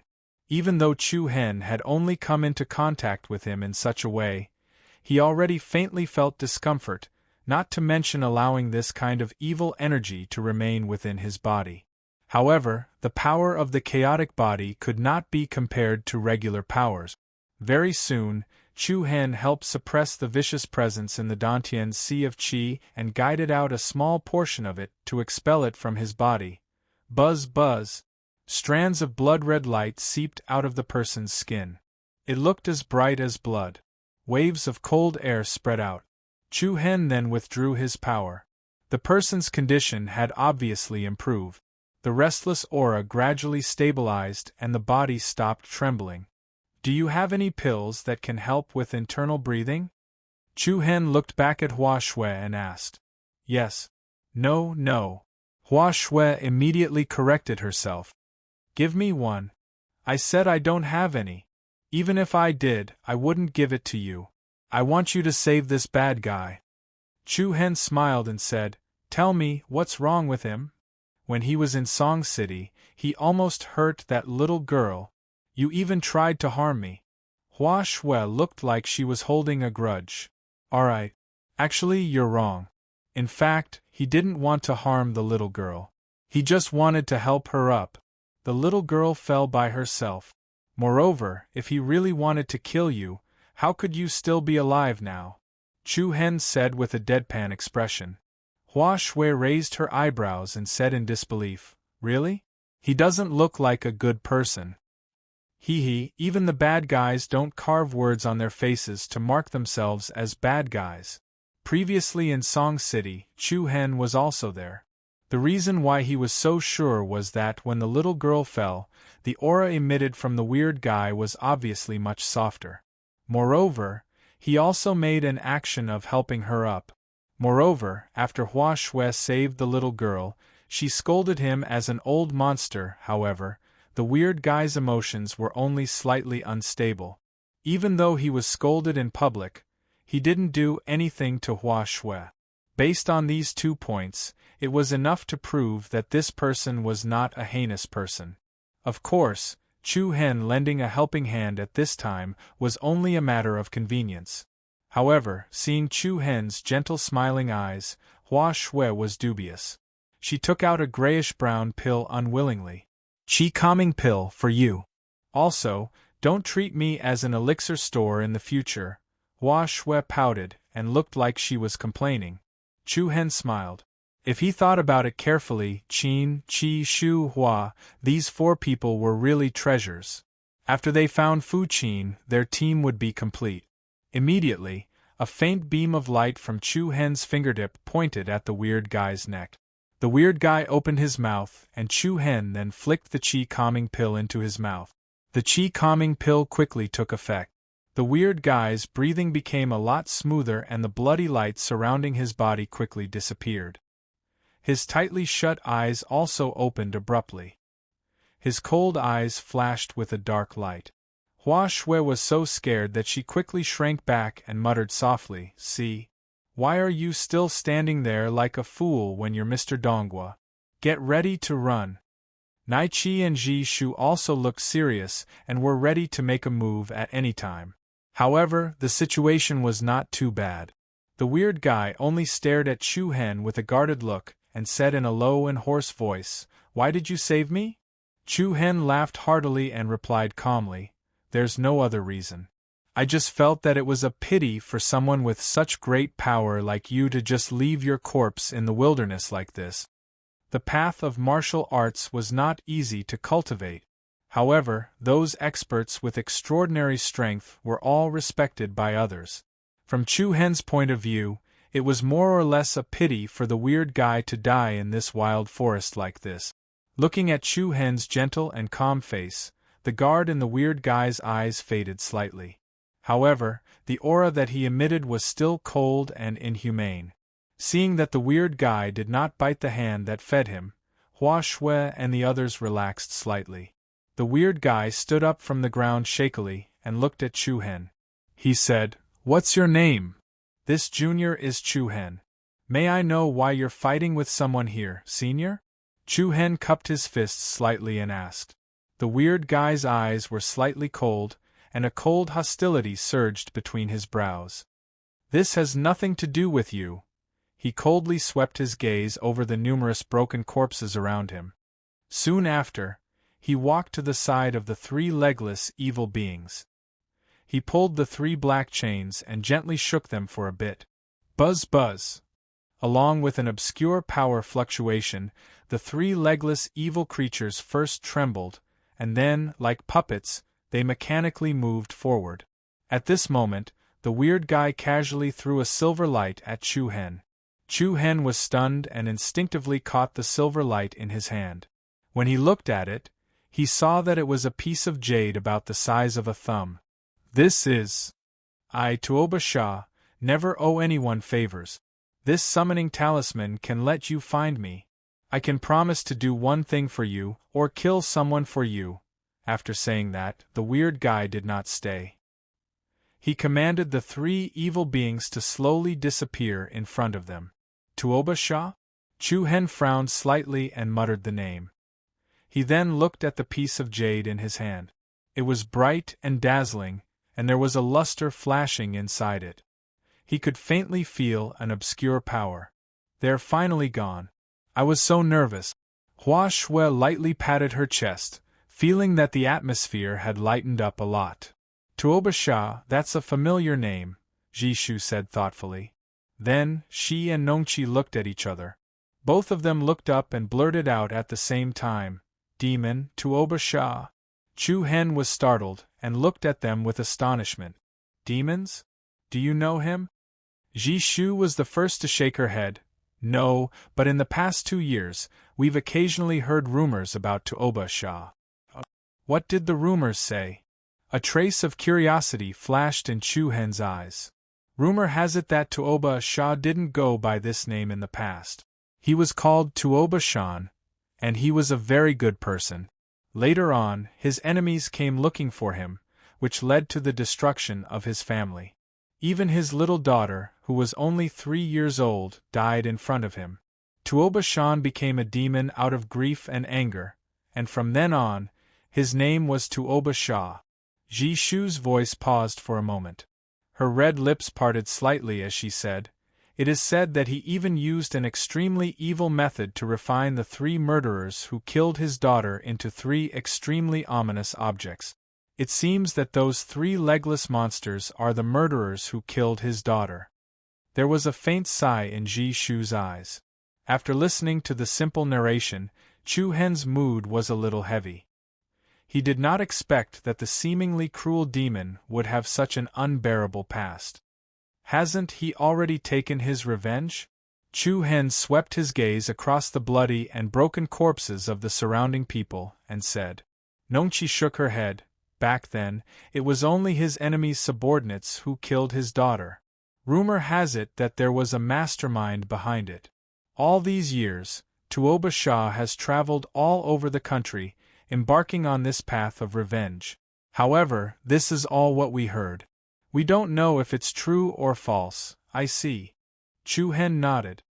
He was more or less a little surprised by this matter. A good and kind person was turned into a devil by force. This also proved the saying, when a kind person becomes cruel, he will be crueler than anyone else. All right. I admit that I was wrong just now. He wasn't that bad. Hua Shui bit her lips and said in embarrassment. Chu Hen smiled and shook his head. He casually kept the jade slip that Tuoba Sha left behind into his pouch. Reality had proven that there were some benefits to being kind to others. It was a small surprise to have a powerhouse like Tuoba Sha owe him a favor. Nongqi, try and see if you can sense the location of Fuqin, Jishu said. Okay. Nongqi nodded and formed a seal with both hands. She closed her eyes and a powerful aura was released from her body. Chu Hen's eyes narrowed. He could clearly feel the power in Nongqi's body rapidly gathering between her eyebrows. The surrounding air was also faintly trembling. Buzz, in less than 20 seconds, Nongqi opened her eyes. Her beautiful eyes flickered with a faint light. How is it? Did you find Senior Fuqin? Hua Shui asked. Yes. I found her. Really, that's great. The few of them were pleasantly surprised. Jishu asked softly, Where is Fuqin? That direction. Chapter 387. In the dark, damp, and gloomy forest, there was a narrow, winding path that led to the netherworld, as if it was the path to the netherworld. The tall trees on both sides of the path were abnormally lush and leafy. The lush canopies of the trees were tightly connected, and not a single ray of light could be seen. It was clearly daytime, but Chu Hen, Nongqi, Jishu, and Hua Shui who were walking here felt as though it was dusk. Hiss! A slight noise suddenly came from the side of the group. Chu Hen's eyes turned cold. He waved his hand and a silver beam of light shot out. The silver light was like a crescent moon and dragged a burst of wind in the air. Hiss! Accompanied by the sound of a heavy object falling to the ground, a poisonous beast that looked like a lizard hiding in the bushes was directly cut in half. The poisonous lizard struggled, and blood constantly gushed out from its wound. It swayed a few times and then stopped moving. There are so many poisonous insects and beasts here. I clearly used a rune technique to hide my aura, but they still appeared one after another. Jishu frowned slightly, and there was some helplessness in her eyes. From the moment they and Chu Hen entered the forest, they had already encountered more than 10 waves of fierce attack. Poisonous ants, giant pythons, blood mosquitoes, and so on. They were basically all dark creatures. Fortunately, the level of these monsters was not very high, and Chu Hen easily got rid of them. Nongqi, have you found the specific location of the zither? Jishu asked. Nongqi's expression was a little confused. She thought for a moment and said, I don't know why, but there is an indescribable strange power that affects my perception. The further we go, the stronger the power.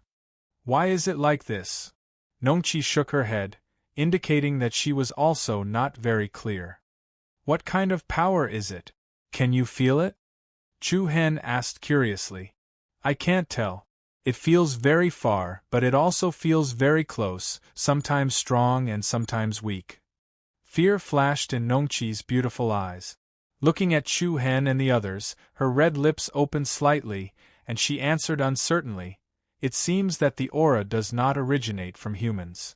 It did not originate from the mysterious aura of humans. After listening to the other party's words, everyone was stunned. In an instant, the 10,000 Beast Ridge seemed to have become much more mysterious.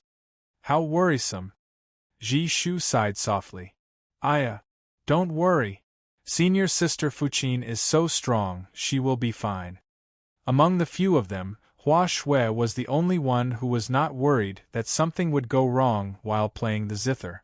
She was bouncing and skipping along the way, as lively as if she was on a sightseeing tour. Moreover, she even thoughtlessly plucked flowers from the roadside, and her little hands grabbed a bunch of beautiful fresh flowers. The flowers here are really beautiful. Come, Chu-hen, I'll give you one as a reward. You've dealt with so many poisonous insects, snakes, and ants. As she finished speaking, Hua Shui took out a white flower that looked like a white peony and passed it to Chu-hen. Thank you, you should keep it for yourself. Chu-hen replied lazily. Don't. This is my first time sending flowers to a man. Come, I'll help you put it on your head, he. Then, Hua Shui extended the white flower towards Chu-hen's head. How could Chu-hen agree to such a thing? He turned his body sideways and dodged, and pushed Hua Shui's little hand away. However, he accidentally hit the flower petal. This flower was much weaker than he had imagined. A few petals softly scattered. It was as soft as a feather. Then, a strange fragrance permeated the air from the scattered flower bud. It smelled as sweet as nectar. Wow, it smells so good, Hua Shui said in surprise. However, when Ji Shu smelled the fragrance, her pretty face changed drastically. Without saying anything, she quickly pushed Chu-hen and Hua Shui away, and sprinkled a ball of white powder. In an instant, a nauseating, pungent smell filled their nostrils, and quickly covered the flower fragrance. It smells so bad. Senior Jishu, what are you doing? Hua Shui said in dissatisfaction. Jishu, who had always been gentle, actually glared at her this time, and said with a reproachful tone, That was the morning flower just now. The morning bee loves this smell the most. As soon as she finished speaking, a soft buzzing sound suddenly came towards them. 2 to 3 black dots flew out from the forest on both sides. Jishu flicked her finger, and a few thin needles made of Reiki energy flew out, and hit the bodies of the few black dots like a thread. The few black dots fell vertically to the ground, and the sound they made was rather heavy. This is... Chu-hen, Hua Shui, and Nongqi focused and saw that it was actually a few strange poisonous bees. These poisonous bees were very big, and their bodies were colorful. They had a pair of sharp-beaked pincers, and the poisonous stinger on their tail was shining with a green and blue light. What was even more shocking was that these poisonous bees had clearly been pierced through, but they were still struggling tenaciously on the ground. Their guillotine-like beak pincers opened and closed, and it was very frightening. Hua Shui could not help but jump in fright, and looked at Ji Shu pitifully. The morning soul bees are an extremely terrifying poisonous insect. They often appear in groups, and their life force is extremely tenacious. Even Beast King rank demonic beasts would be torn to shreds by them. They are extremely sensitive to the fragrance of the morning soul flower. They can smell it even from miles away. Luckily, only a few of them came this time. Otherwise, the consequences would be unthinkable. Ji Shu's voice carried a hint of fear. Hua Shui was pitiful, and she was about to cry. I didn't know. Then you should be scolded even more. As a pill master, you have to come into contact with countless kinds of strange flowers and plants every day, and you don't even know this? In actual fact, Ji Shu had initially thought that Hua Shui most likely knew about the characteristics of the morning flower, so she did not speak up to remind her. After all, to a pill master, the most basic thing was to identify all kinds of rare and precious herbs. Logically speaking, in this aspect, Hua Shui should know more than Ji Shu. However, Hua Shui's mind had been filled with playing along the way. Coupled with the fact that she was originally so innocent that she did not have her guard up, she did not deliberately observe this kind of flower, and thus became a little careless. Forget it, don't blame her, I'm at fault too.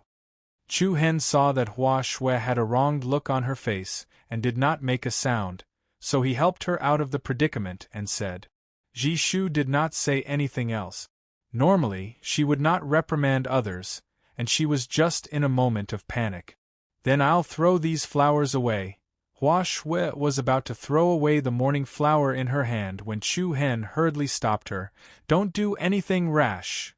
Nongqi and Ji Shu were quite frightened as well.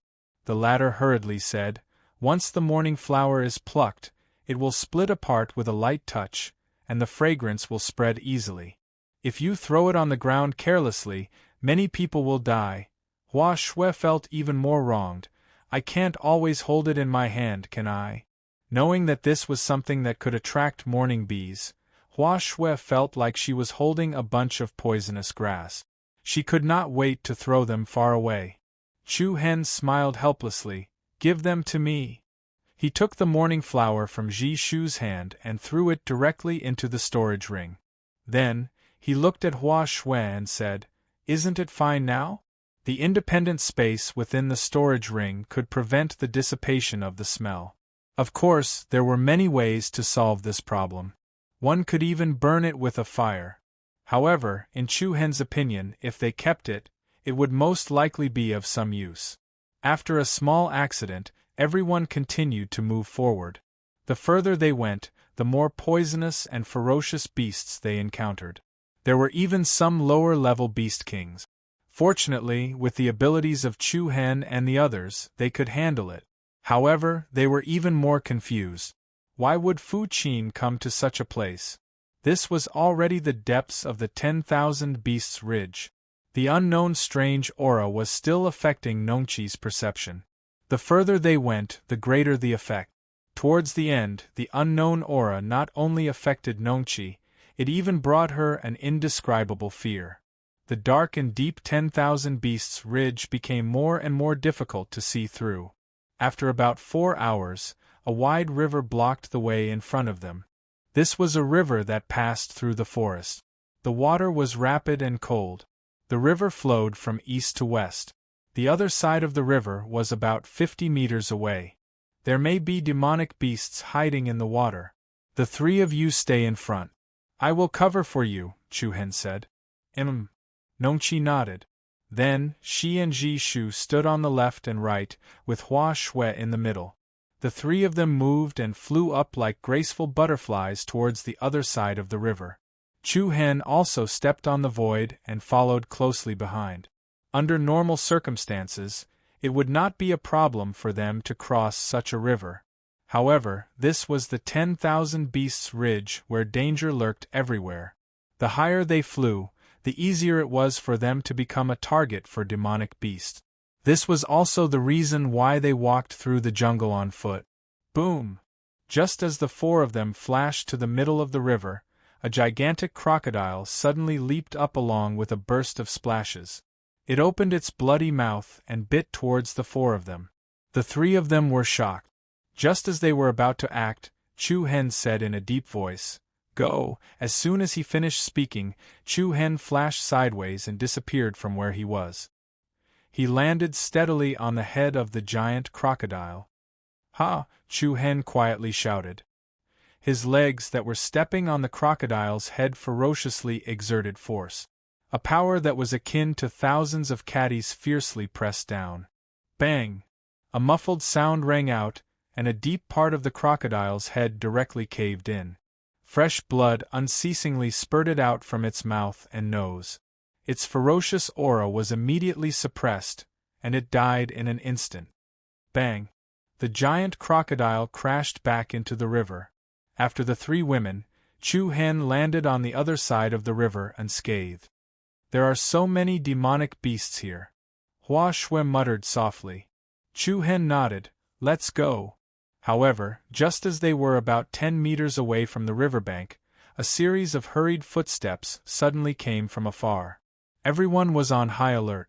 Then, a young woman dressed in black suddenly appeared in front of them from the forest in front of them. Chapter 388. Senior Fuqin, Hua Shui called out in surprise as she stared at the woman in black who had suddenly appeared. Nongqi and Ji Shu were also overjoyed. After searching for so long, they finally found her. Chu Hen's eyebrows lifted and the guard in his heart slightly decreased. He saw that the black-clothed female had a tall and slender figure. She was exquisite and had fair skin. However, her exquisite face gave people a slightly cold temperament. This kind of cold aura was different from Chu Hen's second sister, Long Xuanshuang's icy aura. The other party was cold and aloof like a leader. From the looks of it, The leader of this small team of 4 was the woman in black. Fuqin, however, Fuqin's expression was not good at the moment. She used the sword in her hand to prop herself up on the ground. If one looked closely, they could faintly see a faint trace of blood at the corner of her mouth. Fuqin, you're injured? Nongqi frowned. However, before they could walk forward, Fuqin hurriedly shouted coldly, "Don't come over, leave quickly, leave?" The few of them could not help but be stunned. Hua Shui asked again, "Senior Fuqin, what's wrong?" "Leave." Fuqin seemed especially anxious. Boom! Right at this moment, an extremely violent and ferocious force suddenly surged from the area behind the zither. The terrifying destructive force was like a flood that broke through a dam. It was vast and ferocious, and the shocking power was comparable to thousands of troops galloping. It crushed down all the way, and towering trees were crushed into pieces. A thick layer of the soil on the ground was scraped off. Wood chips and soil mixed wantonly like a storm, an endless aura of death swept over. The sudden change caused Nongqi, Jishu, and Hua Shui to all turn pale. Fuqin, in particular, had a deep sense of helplessness and apology between her brows. However, the moment this terrifying force arrived in front of them, a bright silver flowing light appeared in the air with a swoosh. Then, a deafening sound reverberated through the space. An incomparably furious force shot into the sky. The shocking scene was like a tsunami that was set off by a huge wave crashing into a reef. Rumble, thunderous booms rang out incessantly, and deep cracks rapidly spread in all directions. Fuqin, Nongqi, Jishu, and Hua Shui were all surprised. They saw a young figure standing in front of them. Chu Hen's arms were straight in front of him, and a layer of beautiful golden-red illusory flame formed a circular light screen. The illusory flame's screen was like an opened umbrella, protecting everyone behind it. Bang! In an instant, the light screen formed by the illusory flames shattered. At the same time, the powerful and astonishing destructive impact also smiled. In just the blink of an eye, the large patch of forest in front of them had been destroyed and turned into ruins in an instant. The ground was full of potholes, and dust was rising from many places. Jishu, Hua Shui, and the others were relieved. It was really thrilling just now. If it weren't for Chu Hen's quick reaction, they would have been seriously injured even if they didn't die. A large patch of forest had been destroyed, and the scene in front of them suddenly became clear. Before they had time to ask Fuqin what had happened, a dozen young figures with strong auras first attracted everyone's attention. Accompanied by the sound of steady footsteps, more than a dozen figures approached from afar. Obviously, the people who wanted to kill Fuqin were these people in front of them. Fuqin's face became more and more solemn, and he was puzzled by Chu Hen in front of him.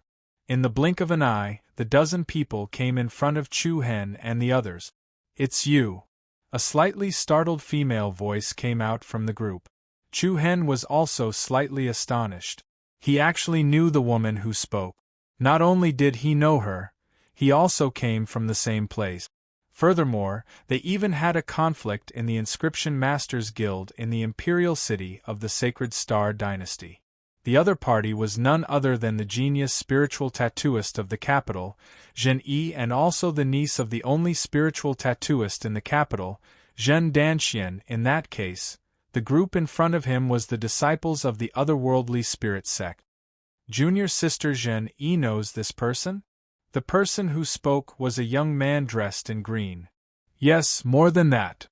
Zhen Yi's tone was full of contempt and sarcasm. He is the #1 fugitive of our Sacred Star Dynasty. He is very famous.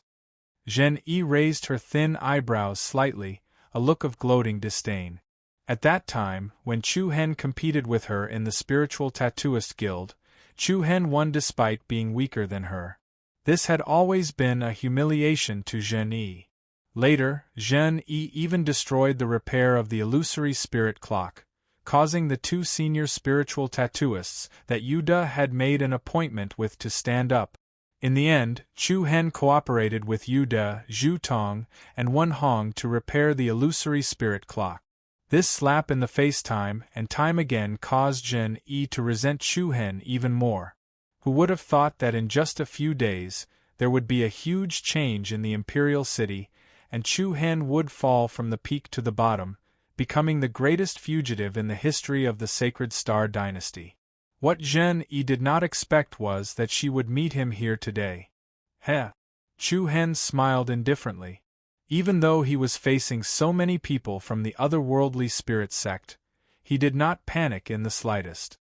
Miss Zhen Yi, it has been a long time since we last met. Honestly speaking, with your standard, you really do not deserve to be called the #1 genius spiritual tattooist in the Sacred Star Dynasty. You! Zhen Yi was so angry that her face turned red. Displeasure also appeared on the faces of the people from the otherworldly spirit sect. The green-robed man was about to pull out his sword. Where did this Tom, Dick, or Harry come from? Do you think you're qualified to bark in front of us? If you know what's good for you, you'll kneel on the ground and kowtow to junior sister Zhen Yi a few times. Apologize to her sincerely and maybe I'll let you go today. Otherwise, don't blame me, Lei Feibai, for being merciless. Hee. Chu Hen's handsome eyebrows slightly raised, and he smiled with interest, then said, "A dog that barks doesn't bite. You're courting death." Boom! The green-robed man named Lei Feibai was instantly enraged. He unsheathed his sword, and a piercingly cold and powerful sword aura erupted from his body. The astonishing aura also had the strength of a level 1 void-piercing realm martial artist. Junior brother Feibai, step down. However, at this moment, a deep voice was suddenly heard. Everyone was slightly startled, and their gazes swept towards the young figure standing in the middle in unison. It was a young man about 20 years old. He was dressed in gorgeous embroidered clothes, and his eyes were deep and calm. He gave off a feeling that he was as powerful as a mountain. Senior brother Liu? Lei Feibai frowned, and a puzzled look appeared on his face. You can't beat him, the man said indifferently as he slowly walked forward. With every step he took, a deep footprint would appear on the ground, and an invisible pressure gradually pressed down on Chu Hen. Chu Hen's expression did not change, and his expression remained the same. Fu Qin, who was standing at the back, knitted her brows tightly, and her beautiful eyes were filled with seriousness. Nongqi Jishu and Hua Shui also looked worried. They could clearly feel that the person in front of them was not ordinary. The man's lips curled into a smile as he looked straight at Chu Hen and said with interest, "Someone who can withstand my palm strike is definitely not an ordinary person. I'm Lu Tianxiang of Palm Extreme. May I know your name?" Palm End, Lu Tianxiang. Chu Hen's eyes narrowed, and a hint of caution surged in his heart. In the 100-nation state, if one were to speak of the 7 absolute geniuses, there would not be many people who did not know of them. The 7 absolute geniuses were Palm End, Sword End, Saber End, Formation End, Illusion End, Fist End, and Spear End. These 7 geniuses were the outstanding talents of the younger generation in the 100-nation state. As the name implied, they were named after the unique skills that they were proficient in, and they were highly respected by others. And this Palm End, Lu Tianxiang, was a core disciple of the otherworldly spirit sect. Chu Hen. Chu Hen replied indifferently. Lu Tianxiang smiled and glanced at Fu Qin, who was behind Chu Hen, and said, "May I know who that young lady is to you?" Nongqi, Hua Shui, and the others' expressions changed slightly. Based on Lu Tianxiang's current situation, he most likely wanted Chu Hen to hand over Fu Qin. "Do you have any business with me?" Chu Hen asked in return.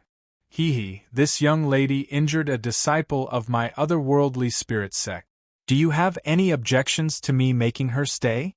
Lu Tianxiang's nonchalant voice sounded as if he was asking a question, but his tone was filled with authority. Hidden within his playful smile was a sharp glint akin to the edge of a blade. "Of course I have objections," without even thinking, Chu Hen said bluntly. That injured disciple of yours isn't dead yet, right? Since he isn't dead, just save him. There are so many of you here, so why make things difficult for a single woman? He well said. I won't make things difficult for her, but someone has to bear the responsibility for this matter, right? Lu Tianxiang's eyelids rose slightly, and a threatening aura emanated from him. At the same time, his voice also turned colder. I'll give you two choices. First, scram as far as you can. Second, the few of you can stay behind as well. A cold wind blew. Lu Tianxiang was not a patient person, and a few words were more than enough to ignite his rage. Not too far away, Zhen Yi was overjoyed. Being able to see Chu Hen being tortured was indeed something worth celebrating. Don't bother about me, hurry up and leave. Fu Qin said softly. Hua Shui, Nongqi, and the others frowned. The four of them were like sisters, and there was no way they would leave just like that. Jishu said. Chu Hen, don't bother about us. I just hope that you won't forget what you promised us. Chapter 389. To be honest, what is Palm Absolute? I've never heard of it. A frivolous sentence was spat out from Chu Hen's mouth. Every single person that was seated was stunned. This Chu Hen actually dared to provoke the Palm Absolute Lu Tianxiang. Very well. Now let me introduce you to me, Lu Tianxiang. Buzz. Before he finished speaking, a restless power quickly gathered in Lu Tianxiang's palm. The space trembled slightly, and a majestic aura spread out from his opponent's body. Lu Tianxiang raised his right palm and struck toward Chu Hen. A strong stream of air and a fierce gale from the palm pounced over. Chu Hen's clothes fluttered and his black hair fluttered. It was just a simple and ordinary palm, but it had a power that was hard to resist. Rank 3 Void Piercing Realm? The expressions of Hua Shui and the others all changed. Not a single one of them was not worried for Chu Hen. Chu Hen's cold eyes narrowed, and he reached out with his left palm without fear. Bang! The two palms intersected, and a powerful wind wave spread out in all directions with the two of them as the center. The fierce power surged like waves, and Hua Shui, Fu Qin, and the others from the otherworldly spirit sect were all shaken back a few meters. However, to everyone's surprise, Chu Hen took Lu Tianxiang's palm head-on, and did not take half a step back. His feet were firmly planted on the ground as if they were rooted, but with Chu Hen's feet as the center, long and narrow cracks continued to extend. Buzz. The overbearing black light from Chu Hen's body collided with the dazzling golden light released by Lu Tianxiang. However, Lu Tianxiang's cultivation had already reached rank 3 Void Piercing Realm. In terms of realm, he was 2 levels higher than Chu Hen. Soon, his opponent's power gained the upper hand. Humph, a mere rank 1 Void Piercing Realm dares to clamor in front of me. I'm really curious, how did someone like you survive until now? Lu Tianyang sneered in disdain. However, just as he finished speaking, an extremely restless energy was suddenly released from Chu Hen's left palm. In the next instant, a bright and dazzling silver starlight blossomed from the center of the two palms. Lu Tianxiang's expression immediately changed. In an instant, a restless power comparable to the undercurrents of the deep sea surged out from Chu Hen's palm. In his haste, Lu Tianxiang quickly withdrew his palm energy. Boom! A heavy muffled sound suddenly exploded, and a dazzling silver light erupted in front of everyone's eyes. Along with a fierce gale, Lu Tianyang was actually pushed back several meters. Everyone present was shocked. In the first face-to-face encounter, Chu Hen actually had the upper hand? Lu Tianyang's expression darkened. He clenched his right hand, and the blue veins on his arm faintly bulged.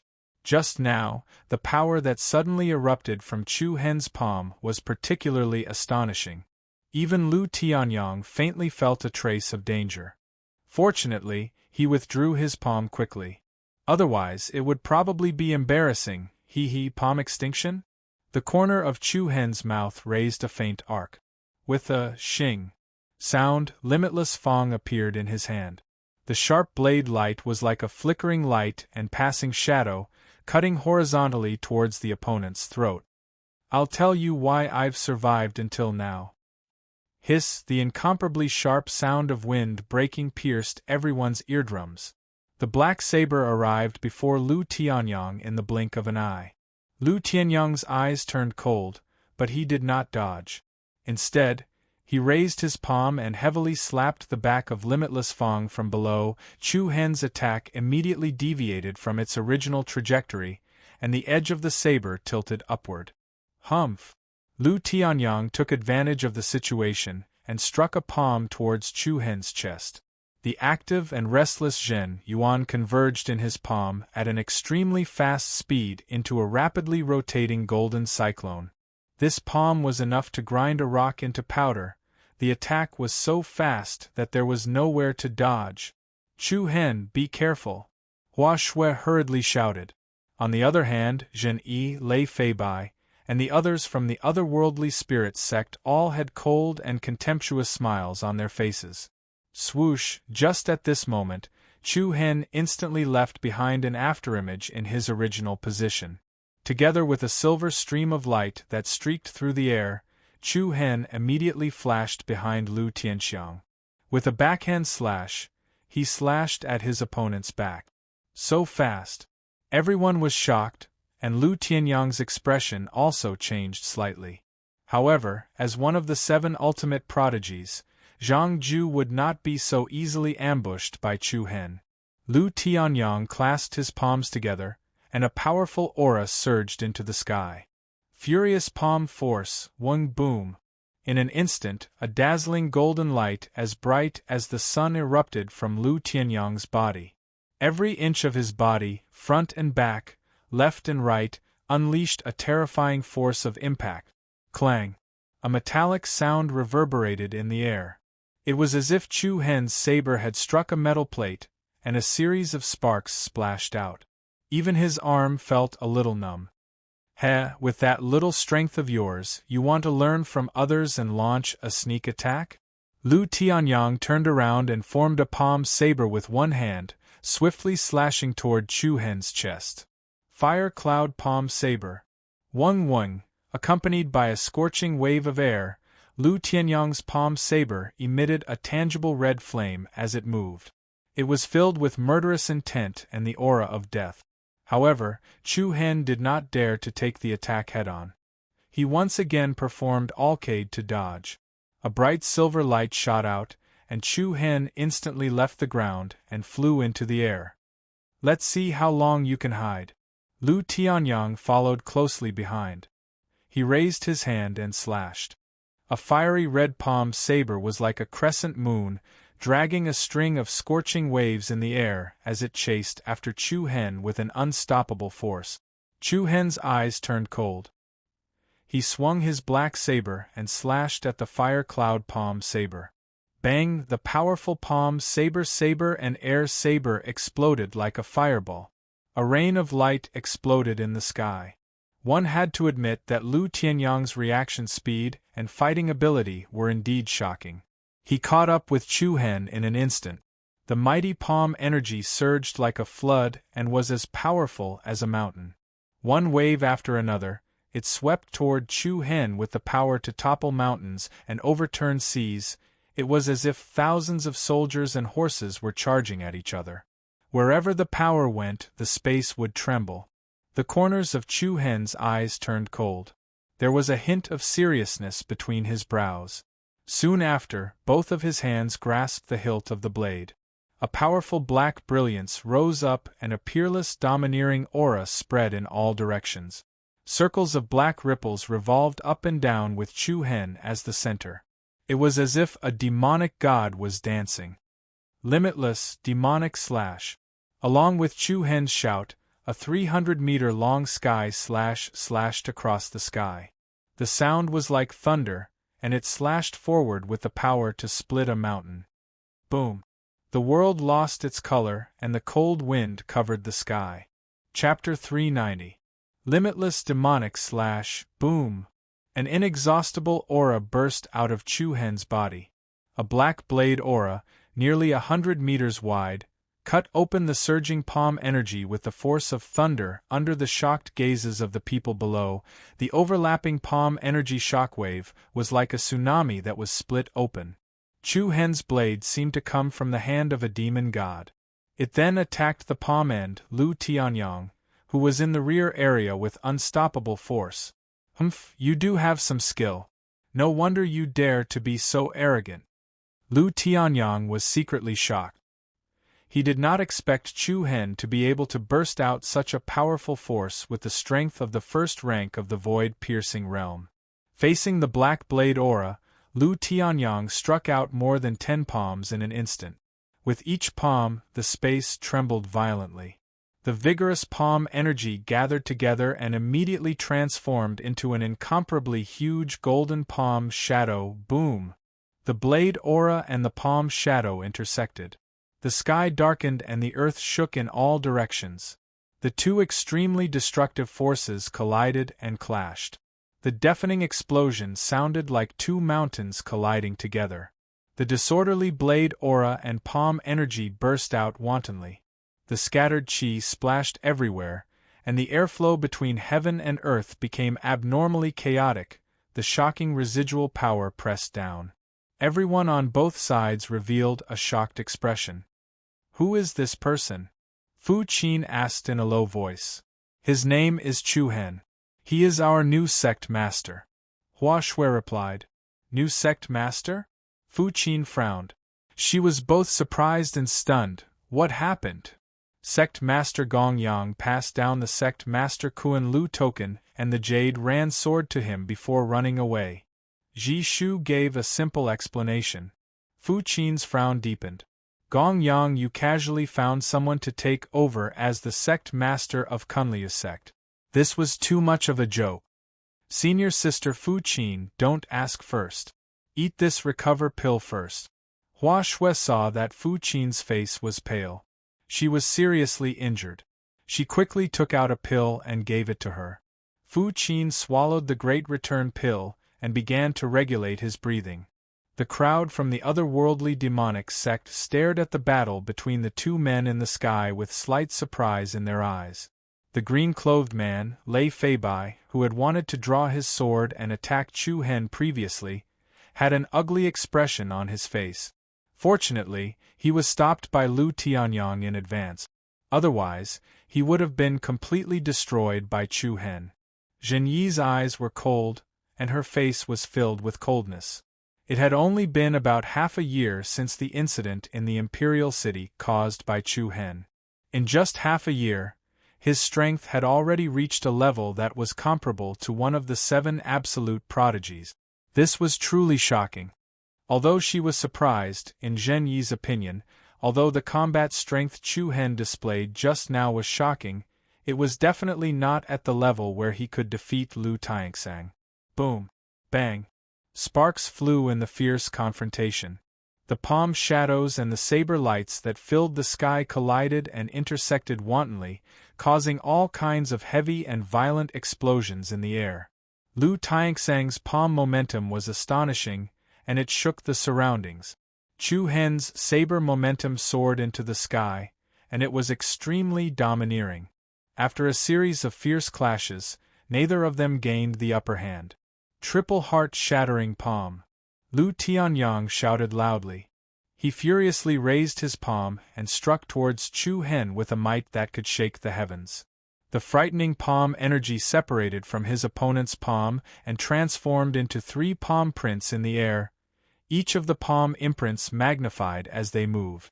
One after another, it was as though 3 mountains were pressing down on Lu Tianxing. Chu Hen's eyes turned cold. This Lu Tianxing lived up to his title of Palm Absolute. He was proficient in all kinds of palm technique. When facing such an opponent, even if he belittled the other party, he could not afford to be careless in his heart. Wung Wung, the destructive palm force of the 3 mountains whizzed toward Lu Tianxing, and a vast amount of true yuan surged into his body. In an instant, a brilliant silver light burst out from Chu Hen's body. A monstrous starlight appeared between heaven and earth. Feeling the violent power coming from Chu Hen's body, the otherworldly spirit sect members, Fu Qin, Hua Shui, and the others were all shocked, and their expressions changed slightly. Alcade flash, startle the world. 1. In the next instant, Chu Hen was directly wrapped within a silver-colored starlight. Like a meteorite, he shot out explosively. The silver flowing light shone brightly, and a vigorous silhouette resembling a silver flame was dragged through the air. Its astonishing power and might set off waves of air that trembled. The earth-shattering meteor streaked across the sky and collided with Lu Tianxing's triple heart-shattering palm under the astonished gazes of the 20 or so people below. Bang! The impact was earth-shattering, and the air shook. The silver-colored meteor that Chu Hen had transformed into was the first to heavily collide with the first layer of the palm. Endless destructive force poured down, causing the uneasy space to tremble. The first layer of the palm was directly smashed into pieces. The gigantic palm's shadow exploded apart, just like a mountain peak that had been crushed into powder. Immediately after, the second palm force struck. Boom! An earth-shattering explosion sounded like a thunderstorm. The collision of the two terrifying forces was comparable to the collapse of a snowy mountain. Chaotic energy filled the sky and filled the entire area. Chu Hen's might was peerlessly domineering. In the blink of an eye, Lu Tianxing's second palm force was once again smashed into pieces on the spot. The triple heart-shattering palm came one after the other, and each was stronger than the previous. In the next second, the third wave of palm prints with majestic momentum arrived as expected. Bang! The two completely different destructive forces collided violently 3 times in a row, and a powerful shockwave immediately swept across the sky. The dense golden palm force and the resplendent silver starlight soared into the sky, and the turbulence they stirred up was like the collision of 2 earth-shattering tsunamis. Rumble! At the same time that Lu Tianxiang's third layer of palm energy was shattered, the power of the stars surrounding Chu Hen's body also quickly dissipated. Once again, the two of them were evenly matched. The otherworldly spirit sect members were extremely surprised. Looking at Chu Hen, who was surrounded by starlight, no one expected him to be able to last so long against Lu Tianxing. If this goes on, I'm afraid that senior brother Lu will have to use that power. Heh? It's been a long time since I've seen senior brother Lu use his full strength. However, we can't just stand here and do nothing. Let's make use of the remaining time to take down those people. Hee, senior brother Feibai has a good suggestion. It saves us a lot of time. After saying that, Lei Feibai, Zhenyi, and the rest of the otherworldly spirit sect members turned their cold, malicious gazes toward Fu Qin, Hua Shui, and the other two. Having consumed a great cyclic pill, Fu Qin was able to adjust his condition for a short period of time, and his breathing was much smoother than before. However, his complexion was still pale. Seeing the crowd of otherworldly demonic sect disciples charging toward him, Fu Qin flicked his sword, and a brilliant blue glow burst forth from it. Hua Shui, stand back. Jishu, prepare your runes. Nongqi, help me. The others nodded. Although Hua Shui was also a 9th-grade high rune master, she was only an alchemist in charge of medical treatment. Fighting was not her forte. Jishu was proficient in various types of spiritual formations, but setting up formations required time. On the other hand, Fu Qin was severely injured, and his fighting strength was greatly reduced. Looking at the 4 of them, only Nongqi could hold on for a while. Before they could even make a move, they were already suppressed by the enemy's aura. Surrender yourself to us. Don't put up any pointless resistance, hee. Lei Feibai, who was charging at the front, drew his sword, and a powerful sword aura burst forth. However, just when the two parties were less than 10 meters apart, a peerlessly powerful black blade light suddenly descended from the sky and directly struck the empty space in the middle. Boom! In an instant, a cloud of dust rose, and mud and stones flew everywhere. The powerful aftershock forced the otherworldly spirit sect members to retreat. In the blink of an eye, a ravine 7 to 8 meters wide and 100 meters long appeared on the ground. It separated the two sides like a chasm. Chu Hen, Hua Shui and the others subconsciously raised their heads, only to see that Chu Hen had unknowingly left the battlefield and arrived here. Go to the river that we just crossed, Chu Hen said. Go to the river?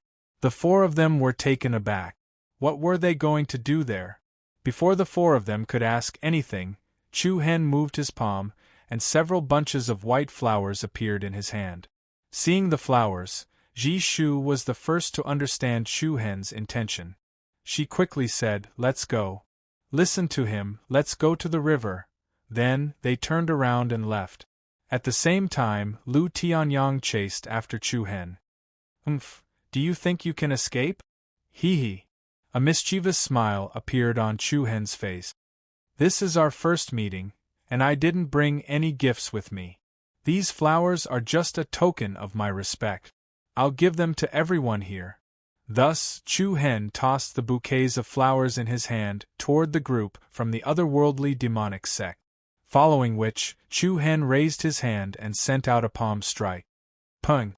With a loud explosion, the bouquets of flowers immediately exploded into powder that filled the sky, followed closely by an extremely rich and peculiar fragrance. Under the push of Chu Hen's palm wind, the strange fragrance spread very quickly and spread out in all directions. "Not good." Zhen Yi was alarmed. She quickly shouted coldly, "Senior Lu, this is the fragrance of the morning flower." "Morning flower?"